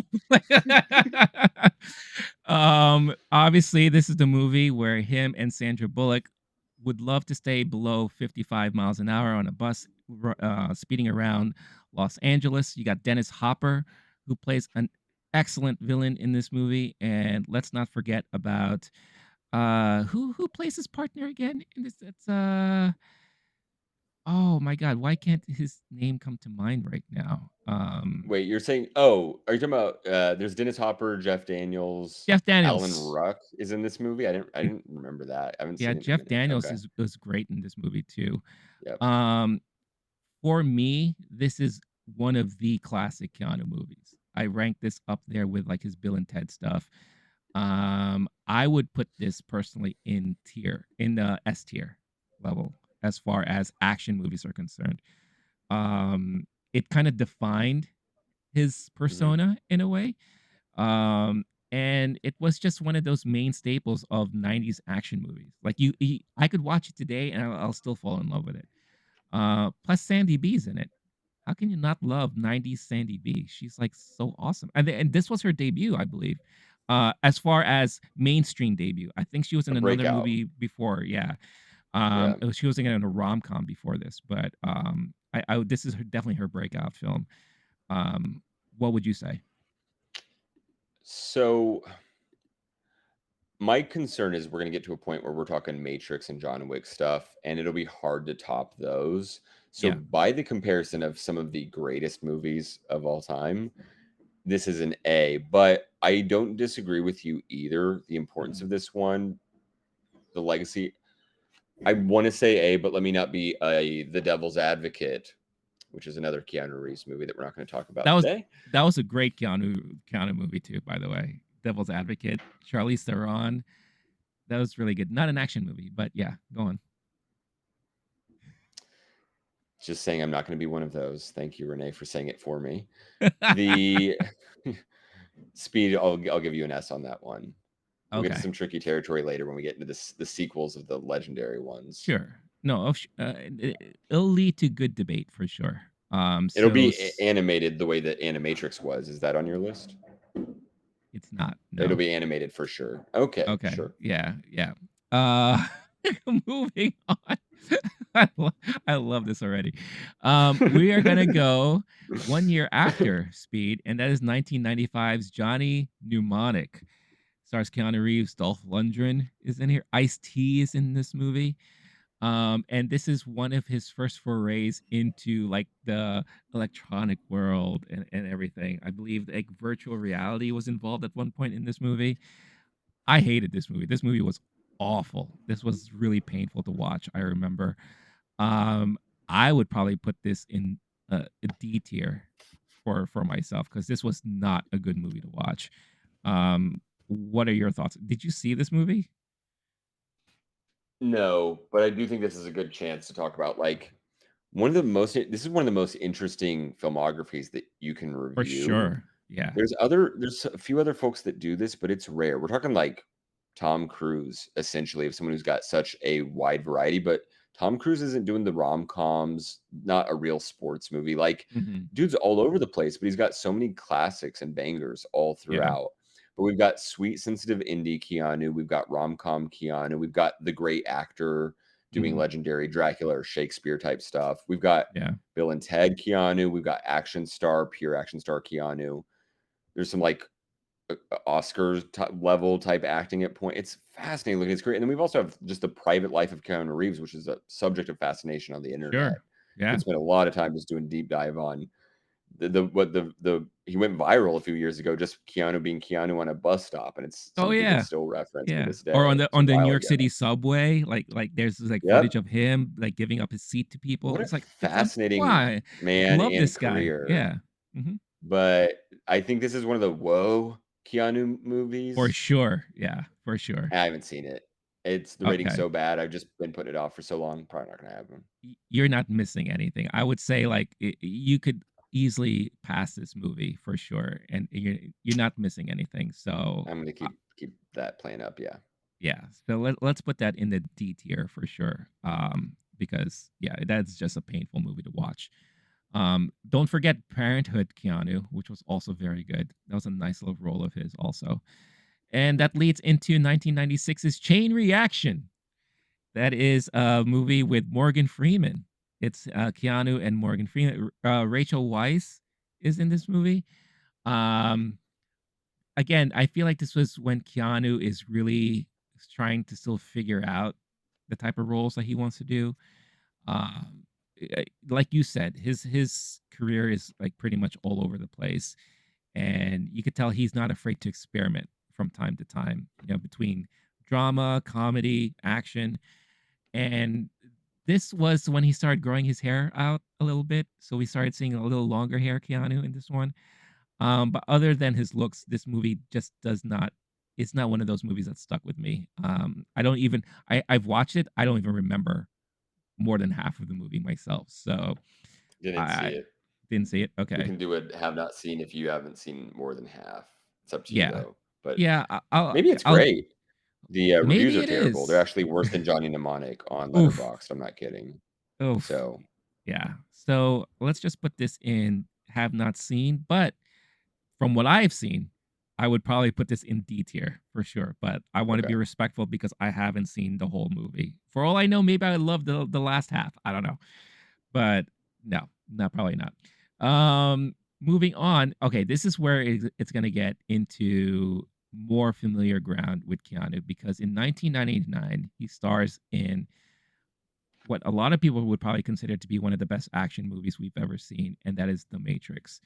You had the Wachowski sisters, uh, sisters now, but they were brothers at the time, working on their debut movie, I believe, kind of out of nowhere. And this really welcomed in the whole cyberspace, cyber, whatever you want to call it, fashion and technology with guns a blazing action. This movie introduced bullet time, the slow motion scenes and everything. You had Keanu with Lawrence Fishburne, Carrie Ann Moss, Hugo Weaving, great cast. This is, in history purposes, one of the best action movies and revelations I've ever seen. So I would probably put this in the S rank for me. Really? I would, yes. You said S? S, yeah, Okay. I mean, I understand that like it's popular, but I didn't think it was very good. It was kind of like, man, whatever. Like, it didn't make any sense. It was stupid. Like, I don't love. I'm not totally fucking obsessed with the Matrix. Hell yeah, dude. S. Are you're fucking with me, right? Yeah, of course I'm fucking with you. Yeah, dude. What? The Matrix. I was I'm like, I, what? I am a person of the generation and era, and also even anyone who's not a fan of these type of movies, it still gets recognized as one of Yeah. the most classic, most important. Like it's on a lot of those lists, and it's interesting to look back at it as it's aged, Mhm. It has. but It has. iconic no matter what. No one can disagree. It had a Absolutely. huge impact on film and pop culture in general. To the Absolutely. point where I'm guessing the next few movies you're going to talk about are Making the Matrix, Matrix Revisited, Animatrix, MTV Reloaded, when Justin Timberlake and Sean William Scott had to get to the MTV Awards and they did a short film where they parodied the Matrix. Like that's how iconic we're talking. Oh yeah. The Yeah. intro to the MTV Movie Awards is Is a that the one parody with of the Matrix. Will Ferrell? Will Ferrell Uh, is Justin Timberlake and Sean William Scott. because Unfortunately, there was but another yeah. parody that Oh, Will Ferrell did, yeah. right? Yeah, playing Well, this is one of the most the parodied architect. things. Like when you're Yeah. talking like what Simpsons or Family Guy and like Mhm. every like how many movies alone Yeah. have done bullet time as a joke within them or a reference to it. No, for It's sure. so iconic. Not For just sure. people who are actually doing bullet time, Yeah. but people reacting to it, responding to it, comedy. It's all the way through pop culture the same way that anything else in film history could possibly be. Yeah. No, Like give them a de deal they can't refuse. Godfather, oh, yeah. Play It Again, Sam. Like we're Mhm. talking all time, every level of pop culture. This is seep through. Yeah, I would say, like, if it wasn't for The Matrix, a lot of the action movies to come after that, they would have nothing to borrow from because we have seen a lot of elements that were introduced in The Matrix kind of borrowed in other action films moving on, like, a lot of people I would say will give kudos and nods to The Matrix because of the technology introduced, the way they filmed action sequences. I mean, it's nuts how pivotal that movie was for the industry. Yep, 100%. And then we get The Matrix Reloaded in 2003, which I believe it was very well hyped and long awaited sequel to this movie, creating their franchise, but it wasn't that good as the first movie, I would say. We'll talk about the third part in a little bit, right after this one, but I will say that it was at least better than the next one. So for me, I would probably put this as a B tier film because it doesn't beat Point Break, in my opinion. Point Break's an S. Matrix 1 is an S. Is that what we're saying? No, Point Break, we have it at A. Point Break is at an Okay, A. got you. Speed is Okay. an S, and the first Matrix is an S. Yeah. So, well, first off, like, what were your thoughts on the sequel on Matrix Reloaded? That's what I was saying earlier. Is Matrix over time ages pretty interestingly. Yeah, When you get your mind blown once, to do it again is a hard task. When we get to numbers 3 and 4, and you have to double in and re-blow the mind, and oh, everything you believed before was also a lie. yeah, That's when the casual fans are gonna bail. As the philosophy minor and boy of a certain age who is going to see these movies for the first time in theaters, like the first mhm, rated R movies he's allowed to see legally, like fully into it, yeah, I would personally give it A or S. I'm, however, willing to cede in general, like the way these movies are looked at, a lot of people have them just keep going down. That said, personally, I would go A for this one and B for the third one. We get to those a little bit later, but I don't want to sell it short just because Point Break is currently at A. yeah, And to me, this is also part of the whole deal. But I know if you wanted to get, if you felt strongly about B, I wouldn't fight you on it too hard because it's not as popular, successful, groundbreaking, all that right. as the first one. Is it as good as Point Break? If you're talking about quality of movie, fuck yes, it is. Point Break is hilariously Well, silly. yeah, I watched it for the first time a couple years ago with my brother. Neither of us had seen it because it was just before our time. yeah. The ending scene, we literally laughed at the action movie where was he just runs towards the water or something? I can't remember, but it's a weird fucking movie and it Sure. doesn't hold up very well. Yeah. It's so silly and absurd. It's like, whoa, Keanu, but like Bill and Ted Keanu doing action stuff and bad acting and bad directing. So if you want to go by quality of movie, this one is definitely ahead of Point Break no matter what. Yeah, well, but to argue a little bit on Point Break's half, we have a lot of action movies that also borrowed from Point Break too. It was very easy to say that the first Fast and Furious movie was a Point Break ripoff. It was basically the same concept and all that, and look, that launched a crazy ass franchise too. Um, Now I will say that yes, even though um the second Matrix wasn't as good as the first, it had elements in it that was still good and still trumps the third one for sure. So if you feel like this would be more of like an A tier and maybe the third movie is more like a B tier, Let's stick to then that. That's I gonna make wouldn't sense. I wouldn't disagree with that really, to be honest with When you. we look back, that'll make more sense, and then we Yeah, just would sort out the A's and the B's or whatever. yeah, But you don't want to jump it too low, and then we're right. there it because some of these get pretty low. Right, right. No, for sure. And I would have to say too, it's unfortunate that the third Matrix movie that closed out that trilogy, Matrix Revolutions. It's unfortunate that that wasn't as good as it could have been because I mean they had so much potential, but I believe that this was at a point where in the story, I think the Wachowskis just got in over their head and too full of themselves. I think in trying to be so smart with their story that it lost a lot of people, and even Oh, after you were the one of the multiple. ones who had a hard time following along. Okay, that's not a criticism of the movie, that's a criticism of the audience, Renee. But it's not just Don't tell on me. yourself. It's I not just know. me. That's where you're right, and I'm saying the general knowledge is these movies get worse and more confusing Yeah, over time. But if we're talking about quality of movie, I'm saying all 3 are S's personally, and but I won't fight you as you knock them down because we also have to take into account their legacy is, yeah, man, you had the perfect first movie ever, and and then look what I happened, yeah. yeah. It's But just also it's people are dumb and that's not Matrix's fault well, or the Wachowskis' fault. Fuck out of here. That yeah, sucks no, that that's no, the world no. we I live in. mean, it's you're right, and I'm not saying, like, I got completely lost. It's just it was very convoluted. It really was, Yeah, no, and, that's for sure. It you is know a more dense text than the first yeah, one, and the first one's already a dense text. I get that. yeah, and I think, especially with general audiences, like, the when you get that deep, Yeah, you lose people very fast, like very of easily, course. So it is Yeah. unfortunate because they had such a strong start to that franchise. And we're not done talking about that franchise yet because we're going to be talking about it once again in a little bit. But next, we have Constantine, the 2005 movie here.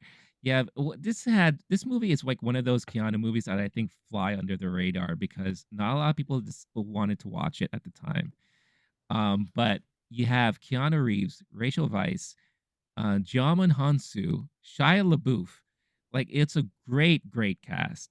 And it is, believe it or not, a DC property. This is actually a DC Hmm. comic book character movie, and it was their original plans were to make this its own franchise, and they just haven't. Now, recent talks is that Keanu wants to revitalize this franchise again, and revisit the character of Constantine, which it sounds like they may be working on. So we may see a continuation of this. Also, the main villain in this movie was the lead singer of Bush. What's his name? Gavin Rosdale. Uh, Only acting gig he's ever had, and I thought he did a Hmm. pretty decent job at it too.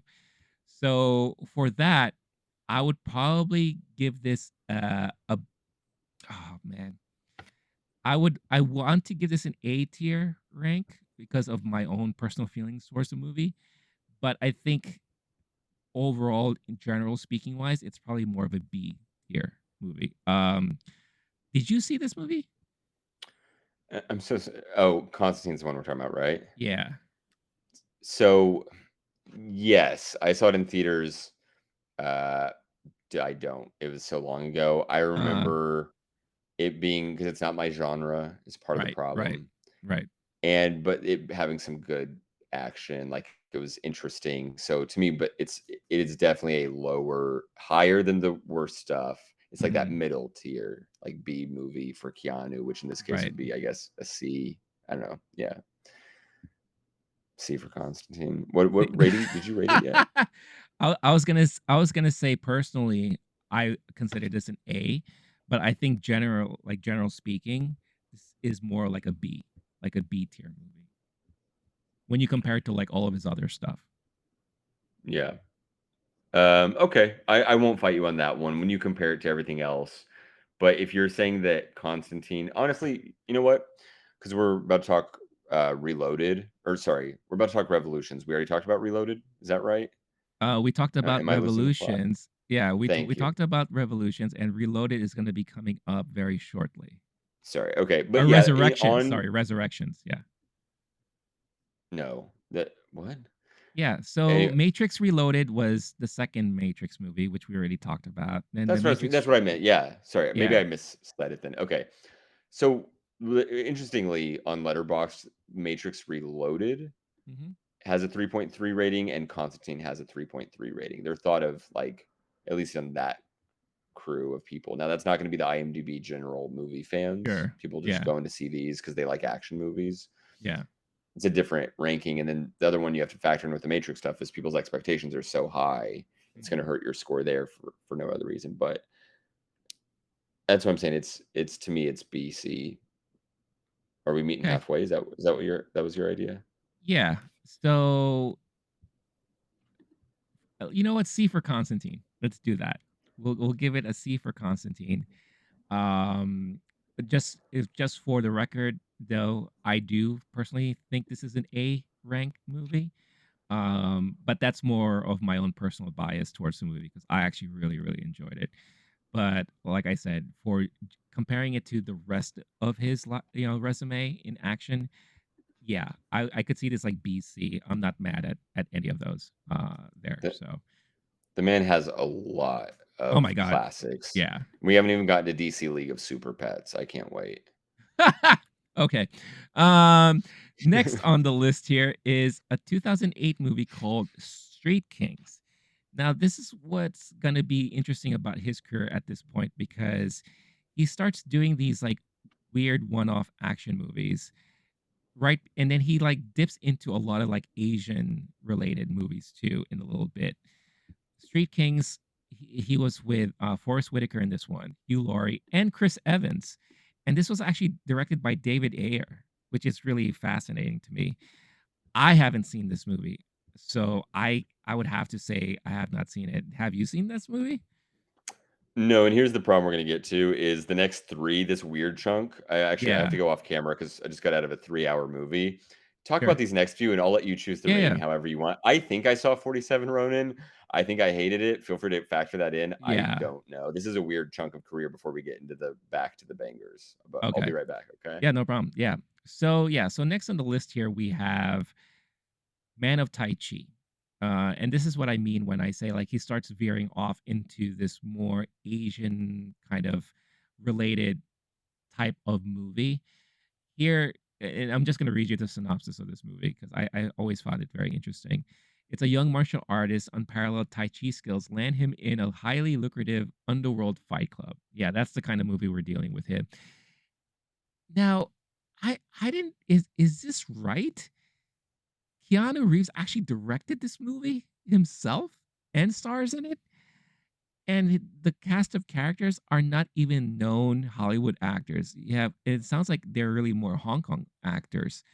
Tiger Hugh Chen, Karen Mok, and Hai Yu.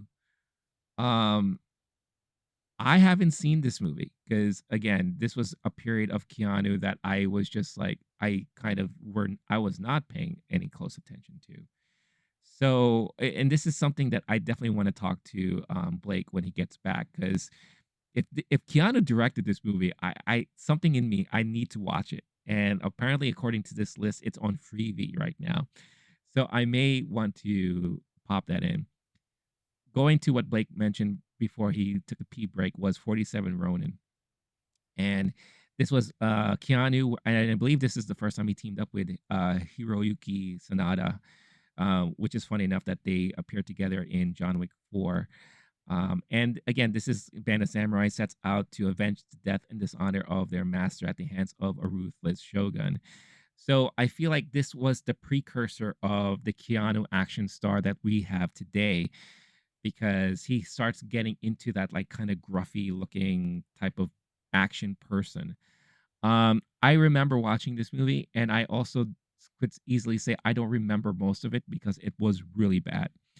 I felt extremely bored out of all of it. So I would probably put this on a in a D tier level for me personally. So I would say for sure 47 Ronin goes into D tier and Man of Tai Chi goes into have not seen it. But if we had another category that says I want to see it, curiosity is going to get the better of me because I do definitely want to see this movie. Because if it's true that Keanu directed this movie, I have to check it out for myself because that's going to be extremely fascinating. Oh, and Blake is back. So, did you know that Keanu directed The Man of Tai Chi? Okay. Um, no, but it makes more sense now why this would be a directorial debut, which has 2.9 on Letterboxd, which is kind of interesting because Oh, some of that's the not bumpers terrible. are real low. Yeah, I actually thought I heard some. I thought you were talking about 47 Ronin. Okay, that makes more sense. yeah, I did not see this one, or if I did, I blocked it out. It's yeah. I not haven't seen impossible. it Around this either. time in my life, I don't have just a ton of memory bank for that. Yeah. So I was in my own Keanu woe phase. Maybe. So I don't remember it. Give it whatever rating you want. But yeah, you're right. I kind of want to check out what's Keanu like as a director. Yeah, because to my knowledge, he hasn't directed anything else. So the fact that he directed this action flick of him and Tai Chi, like I'm so dead curious about that. So definitely want to see that, and it's on Freebie, so it's not like you have to pay for it. Okay. So yeah, For the record, he that is 100% the only movie he ever directed, and okay, I think we one and might know done, why. Yeah. one and done. That's it. But now we're gonna talk into the modern day renaissance of Keanu. And we're gonna start with the movie that pretty much resurrected it all, and that is John Wick, 2014. God, Sorry, can did you you skip believe? 47 Ronin, and then went back, Oh or did no, you do that then go back to Man I of Tai Chi? I I did it back to back, and 47 Ronin. I hated that movie. The movie was painful to Yeah, watch, yeah, so yeah. I put it in D here. So yeah, so John Wick. God, could you believe that movie came out in 2014? I can't believe that's that long ago. But yeah, this pretty much brought him back into the fold as probably our premier action star. And I think because of that, I would have to put this on an S tier level because it was just that good of a movie. It is the perfect role for Keanu. like we said earlier, not a lot of dialogue, doesn't have to say much, and it's full on action, and he's just going around like killing people. So S tier for me. I've enjoyed some of Keanu's acting where and we're not going to get into all of it, but like something's got to give. He's doing rom-commy stuff. It's good. Hardball was one of my Sure. favorite movies. I was a baseball fan. I was a Lake kid when it House. came I out. love the Lake House.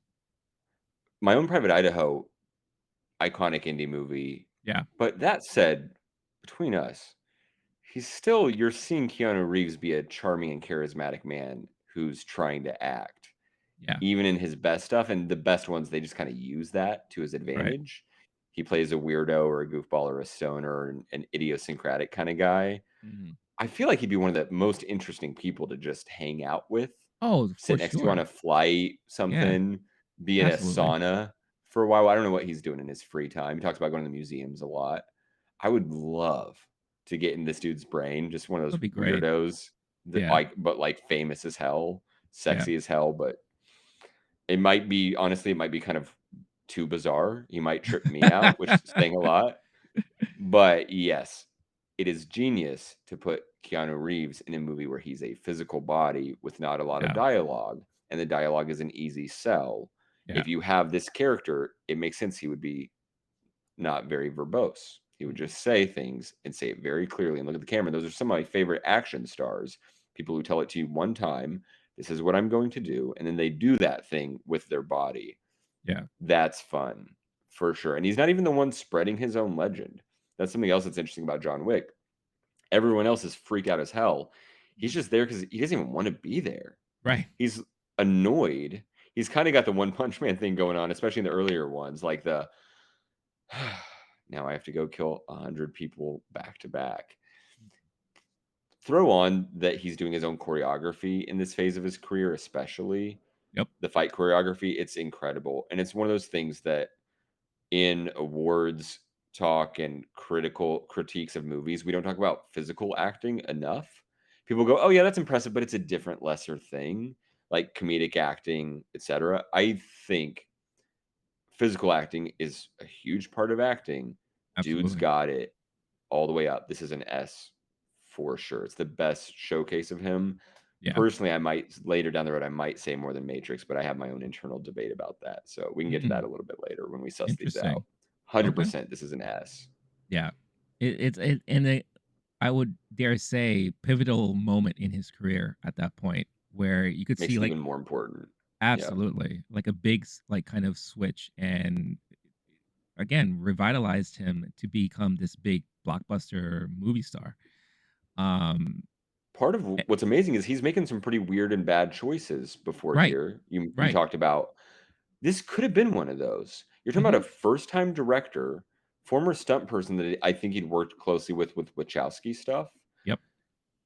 That's a pretty bad choice 9 times out of 10, 10 times out of 10. This one happened to land, and you happen to get the right director and the right franchise and the right character. And there's moments where it's leaning into the corniness, which is another one of my favorite things about John Wick franchise is they lean into that stuff. Like we Yeah. know this is absurd, this is ridiculous. That's part of the point, and they're successful in that sell. Other movies try that and it flops, and they're not self-aware enough or doing it to a certain effect. Yeah. This could have been like the end of his career, and instead, it's the resurrection. Sorry, Right. I had to. It's he's fully reloaded. Nice. Nice. I like what you did there. Very, very good. But yeah, you're right. It could have gone either way. And especially like I believe at this moment in his career, he's had kind of flop after flop after flop, right? And then he's kind of like, okay, what is he gonna do now? And then he does this and it turns things completely around. Gets him back into the main conversation. And then literally 3 years later, we come out with John Wick Chapter 2. And even though it's a good movie, I wouldn't say it's as good as the first one, but it still was a pretty damn good movie. You have Ruby Rose in this movie, you know, and you get more of the lore, which I wasn't expecting to want more of, and then I definitely did. However, I wouldn't say this is like an S tier movie. For me, this is more of an A tier movie. I don't know what you think about it. This is one I'll fight you on. I actually like Okay. John Wick 2 more than John Wick 1. Mhm. 1, just on quality. Mhm. It's one of the things that annoys me with all these conversations is expectations because people's minds aren't blown as much. I'm not even throwing this at you. I'm saying like myself included. I Sure. have to like take a step back and go, okay, right, this is a continuation. That doesn't mean it's worse or better on its own quality. It's what we talk about all the time. Mhm. Movies and expectations. Expectations can make or break your experience of a movie. So one, I think on its own terms, this is a better and more successful version of this movie than John Wick 1, even though they're not breaking the mold. And two, they do expand the mold at least. Yeah. They add layers to it, which what you're talking about earlier with Matrix 2 and 3, the problem was they added too many layers, right? With Right. this one, it's what turns it from a one-off, whoa, that's a cool movie, to have like for movie night. Mhm. You remember that one movie that Keanu Reeves made 20 years ago? Why didn't they turn that into a franchise too? Like this is a full-fledged fucking franchise with spin-offs now because Mhm. of what happened in John Wick 2. So personally, I would put it at a higher rating. We can get to that later, but I'm going S for sure. Did Okay. that S sell you on it? Um, yeah, because it made me realize that because like once the first John Wick movie was over, one, I was completely floored by it, and I wasn't expecting to love that movie so much. But I wasn't expecting or wanting or telling myself, I need to see more of this because I wasn't Right. sure. Like it was like a one and done thing, and I was good with that. Now, when the second movie came out, by the end of that movie, I'm like, I want to see more of this. You know, because that now you expanded more on the lore. Now you gave me more of the character building and the understanding more of the stuff that's happening in the universe. Now I need to see more of this universe. So I don't disagree with what you say, and I will agree and concede in this point where I was going to give it an A, but S. I think it does deserve an S because again, it helped me realize that there's definitely more of this universe I want to see, and it was mainly because of this movie. So I do agree with you there.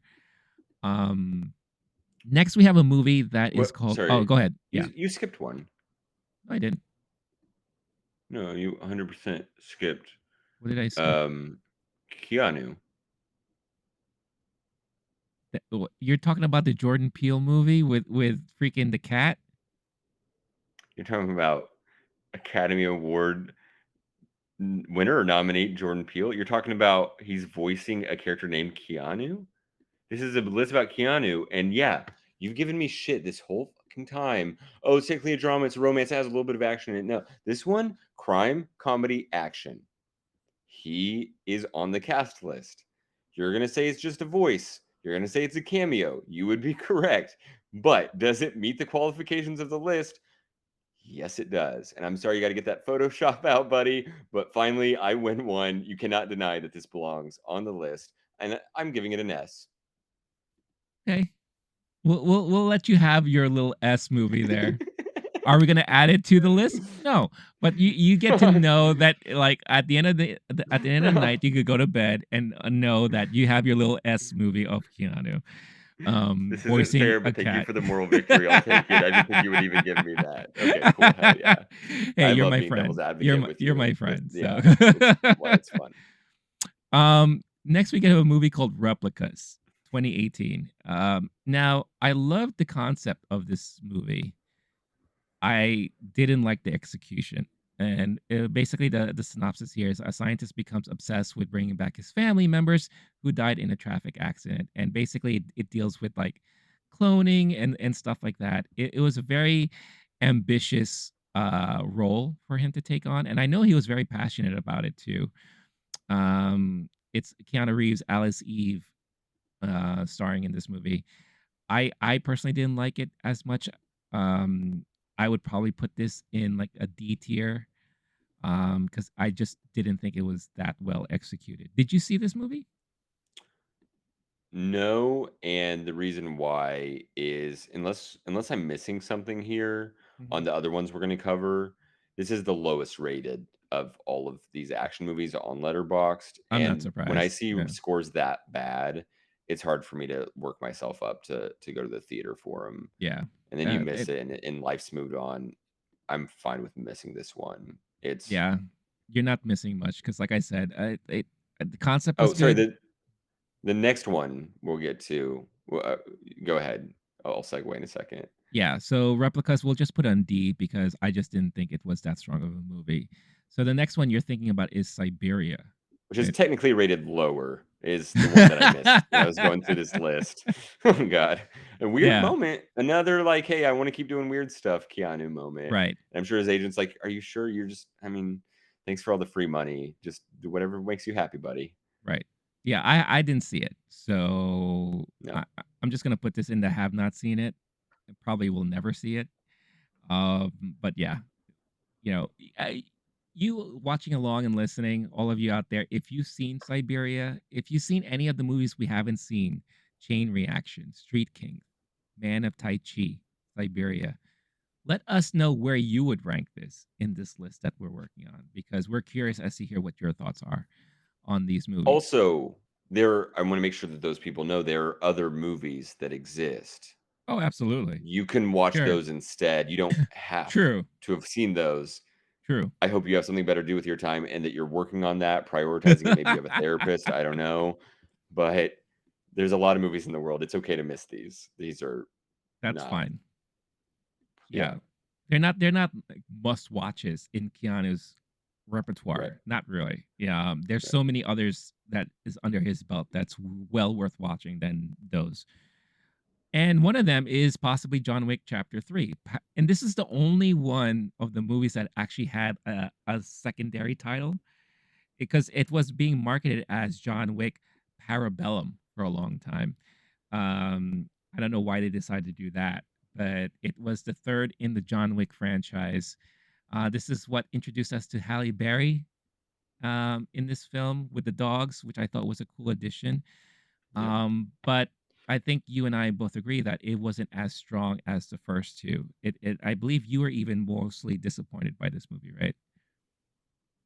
Yeah, for sure. And it's a expectations problem. If Yeah. I'd watched this and there hadn't been a John Wick 1 and 2, maybe I would look at this the same way I look at John Wick 1. But there's a couple choices they make, the desert sequence, and they Mhm. fully lose me. And it gets when this movie's at its best is when it's not in when this franchise is at its best is not when it's in these arbitrary we're gonna this token gets to turn into two tokens, which then you owe a life debt, and then that Right. life debt Yeah. can be converted into this.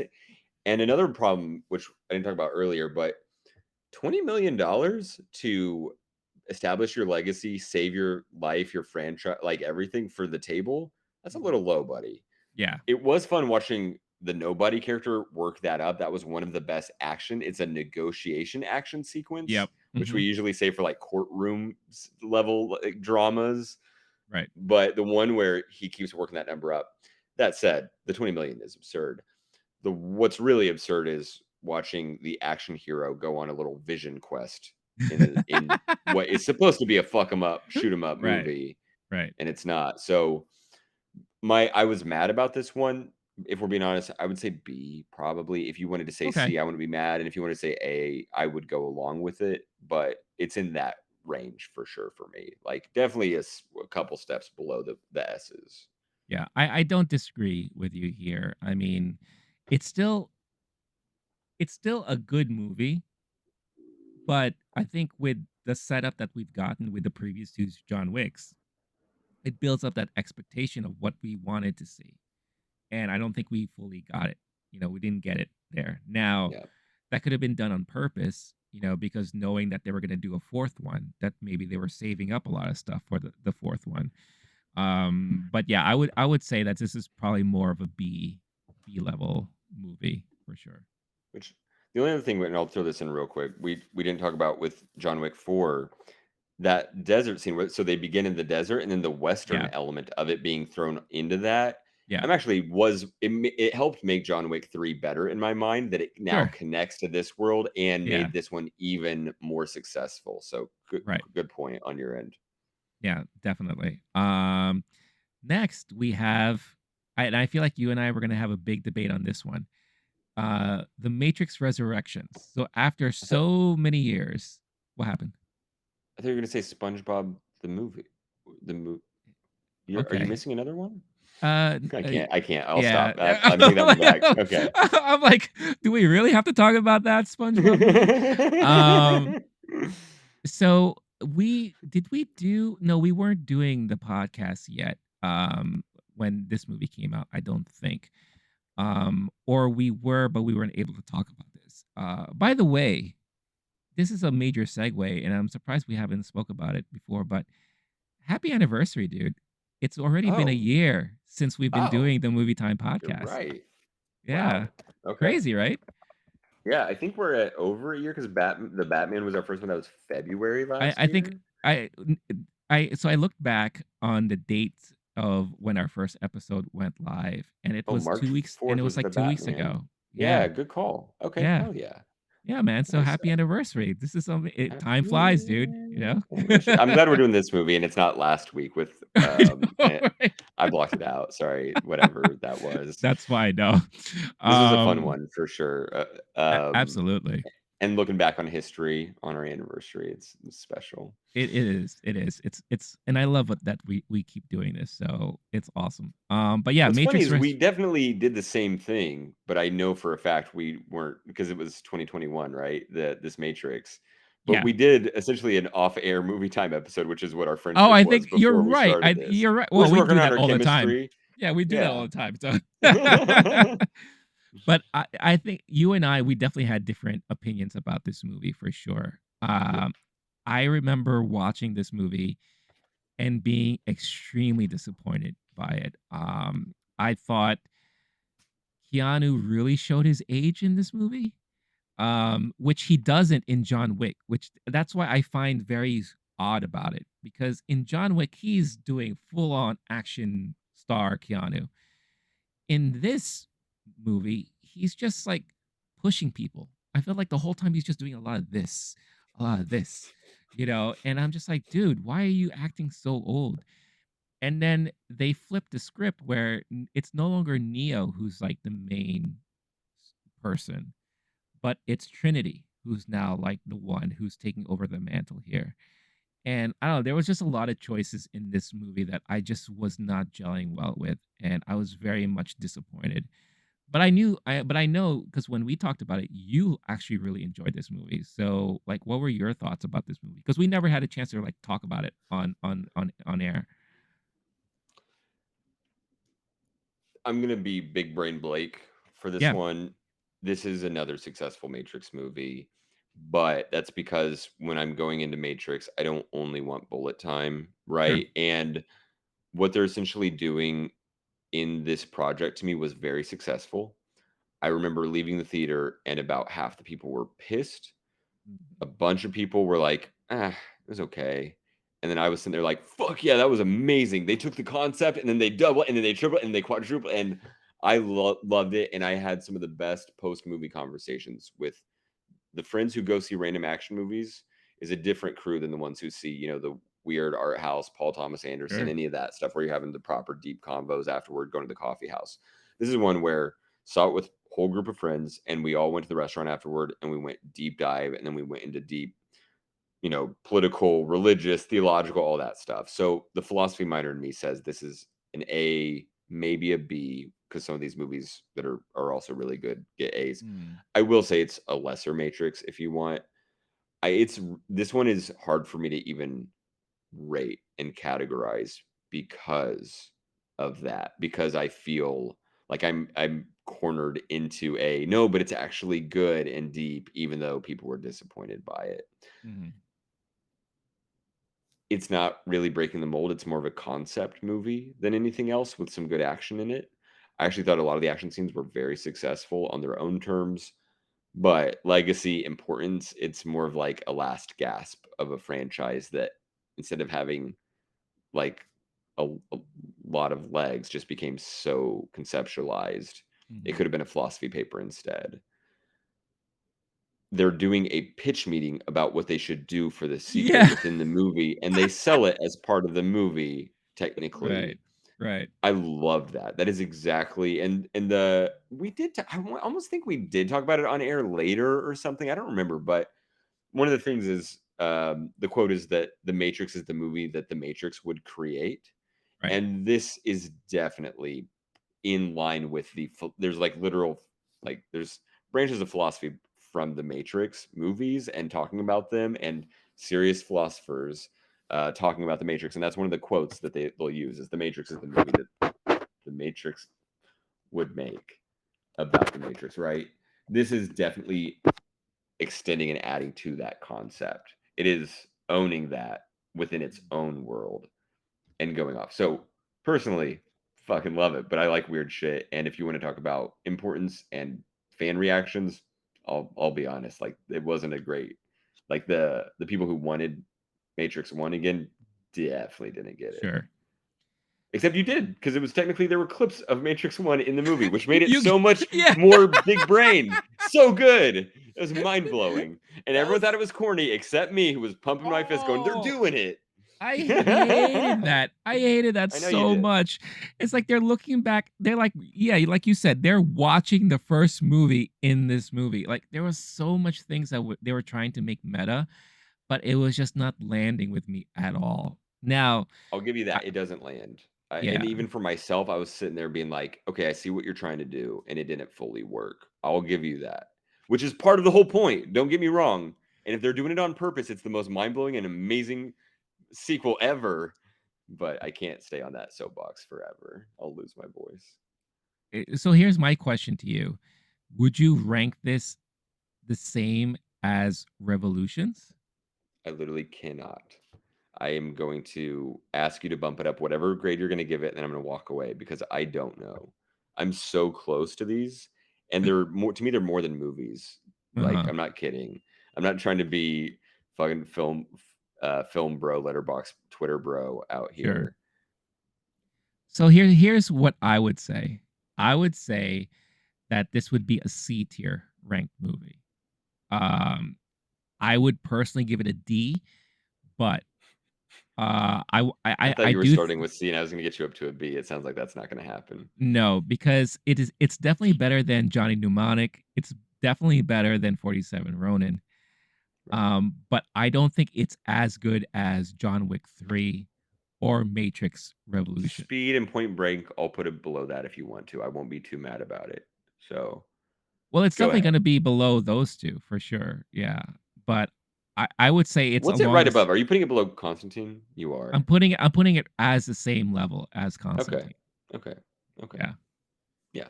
I'll live with that. Yeah. Okay. It's the fault is yours, but that's fine. I would also for the record, the Matrix 4 would give you lower than a C rating, but that's fine. We don't have to get into that. We're That's getting that. too meta at that point. Yeah, like the Matrix did. Hey. Um, but then it leaves us with one last movie that we just talked about in this episode, and that is John Wick S. 4. S. It has to be S, right? I mean, we I'm cannot so not give it geeked. S, right? I know we just left the theater and we got that post theater glow But that dude, I just sat in 3 hours and then came outside, and the fact that it was 3 hours and we're both tired and yet we're wired from it and are still into it, that's a bigger accomplishment than a great 2 hour movie.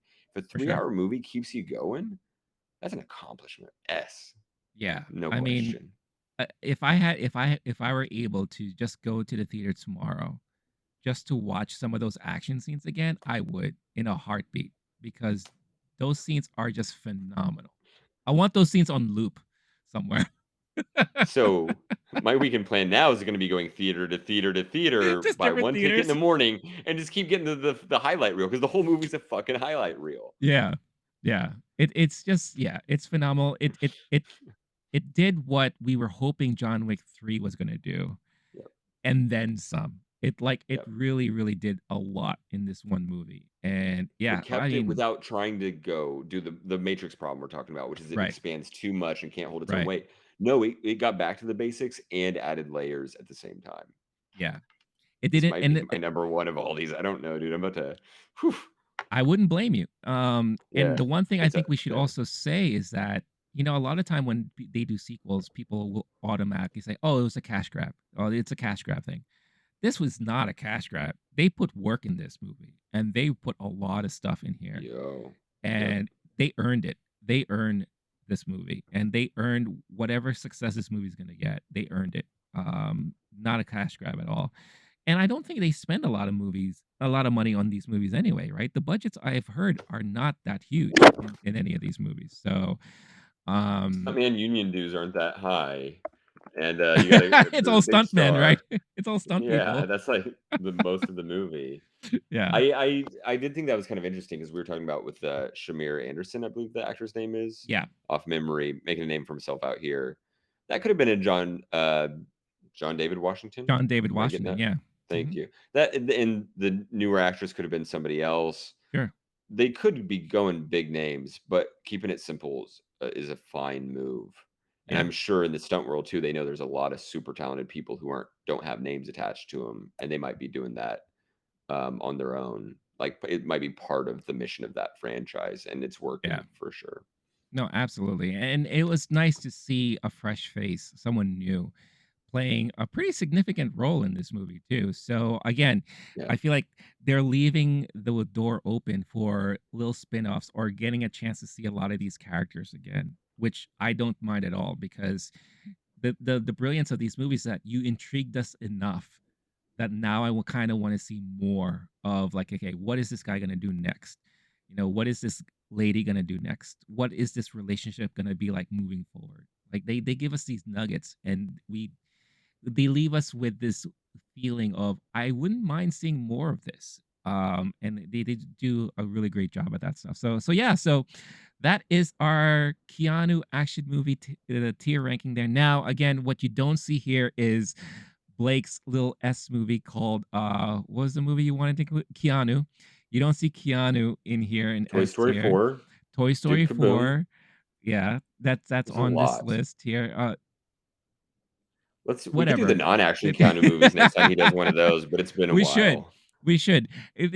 That would be an interesting episode just to do a Keanu, like, just full-on movie tier Yeah. ranking because he's done a lot, but he's also been involved in a lot of really good movies, in his career. So yeah, let us know what you thought about the rankings here. Did we get some things wrong or absolutely right? Are we missing anything? According to Blake, we are.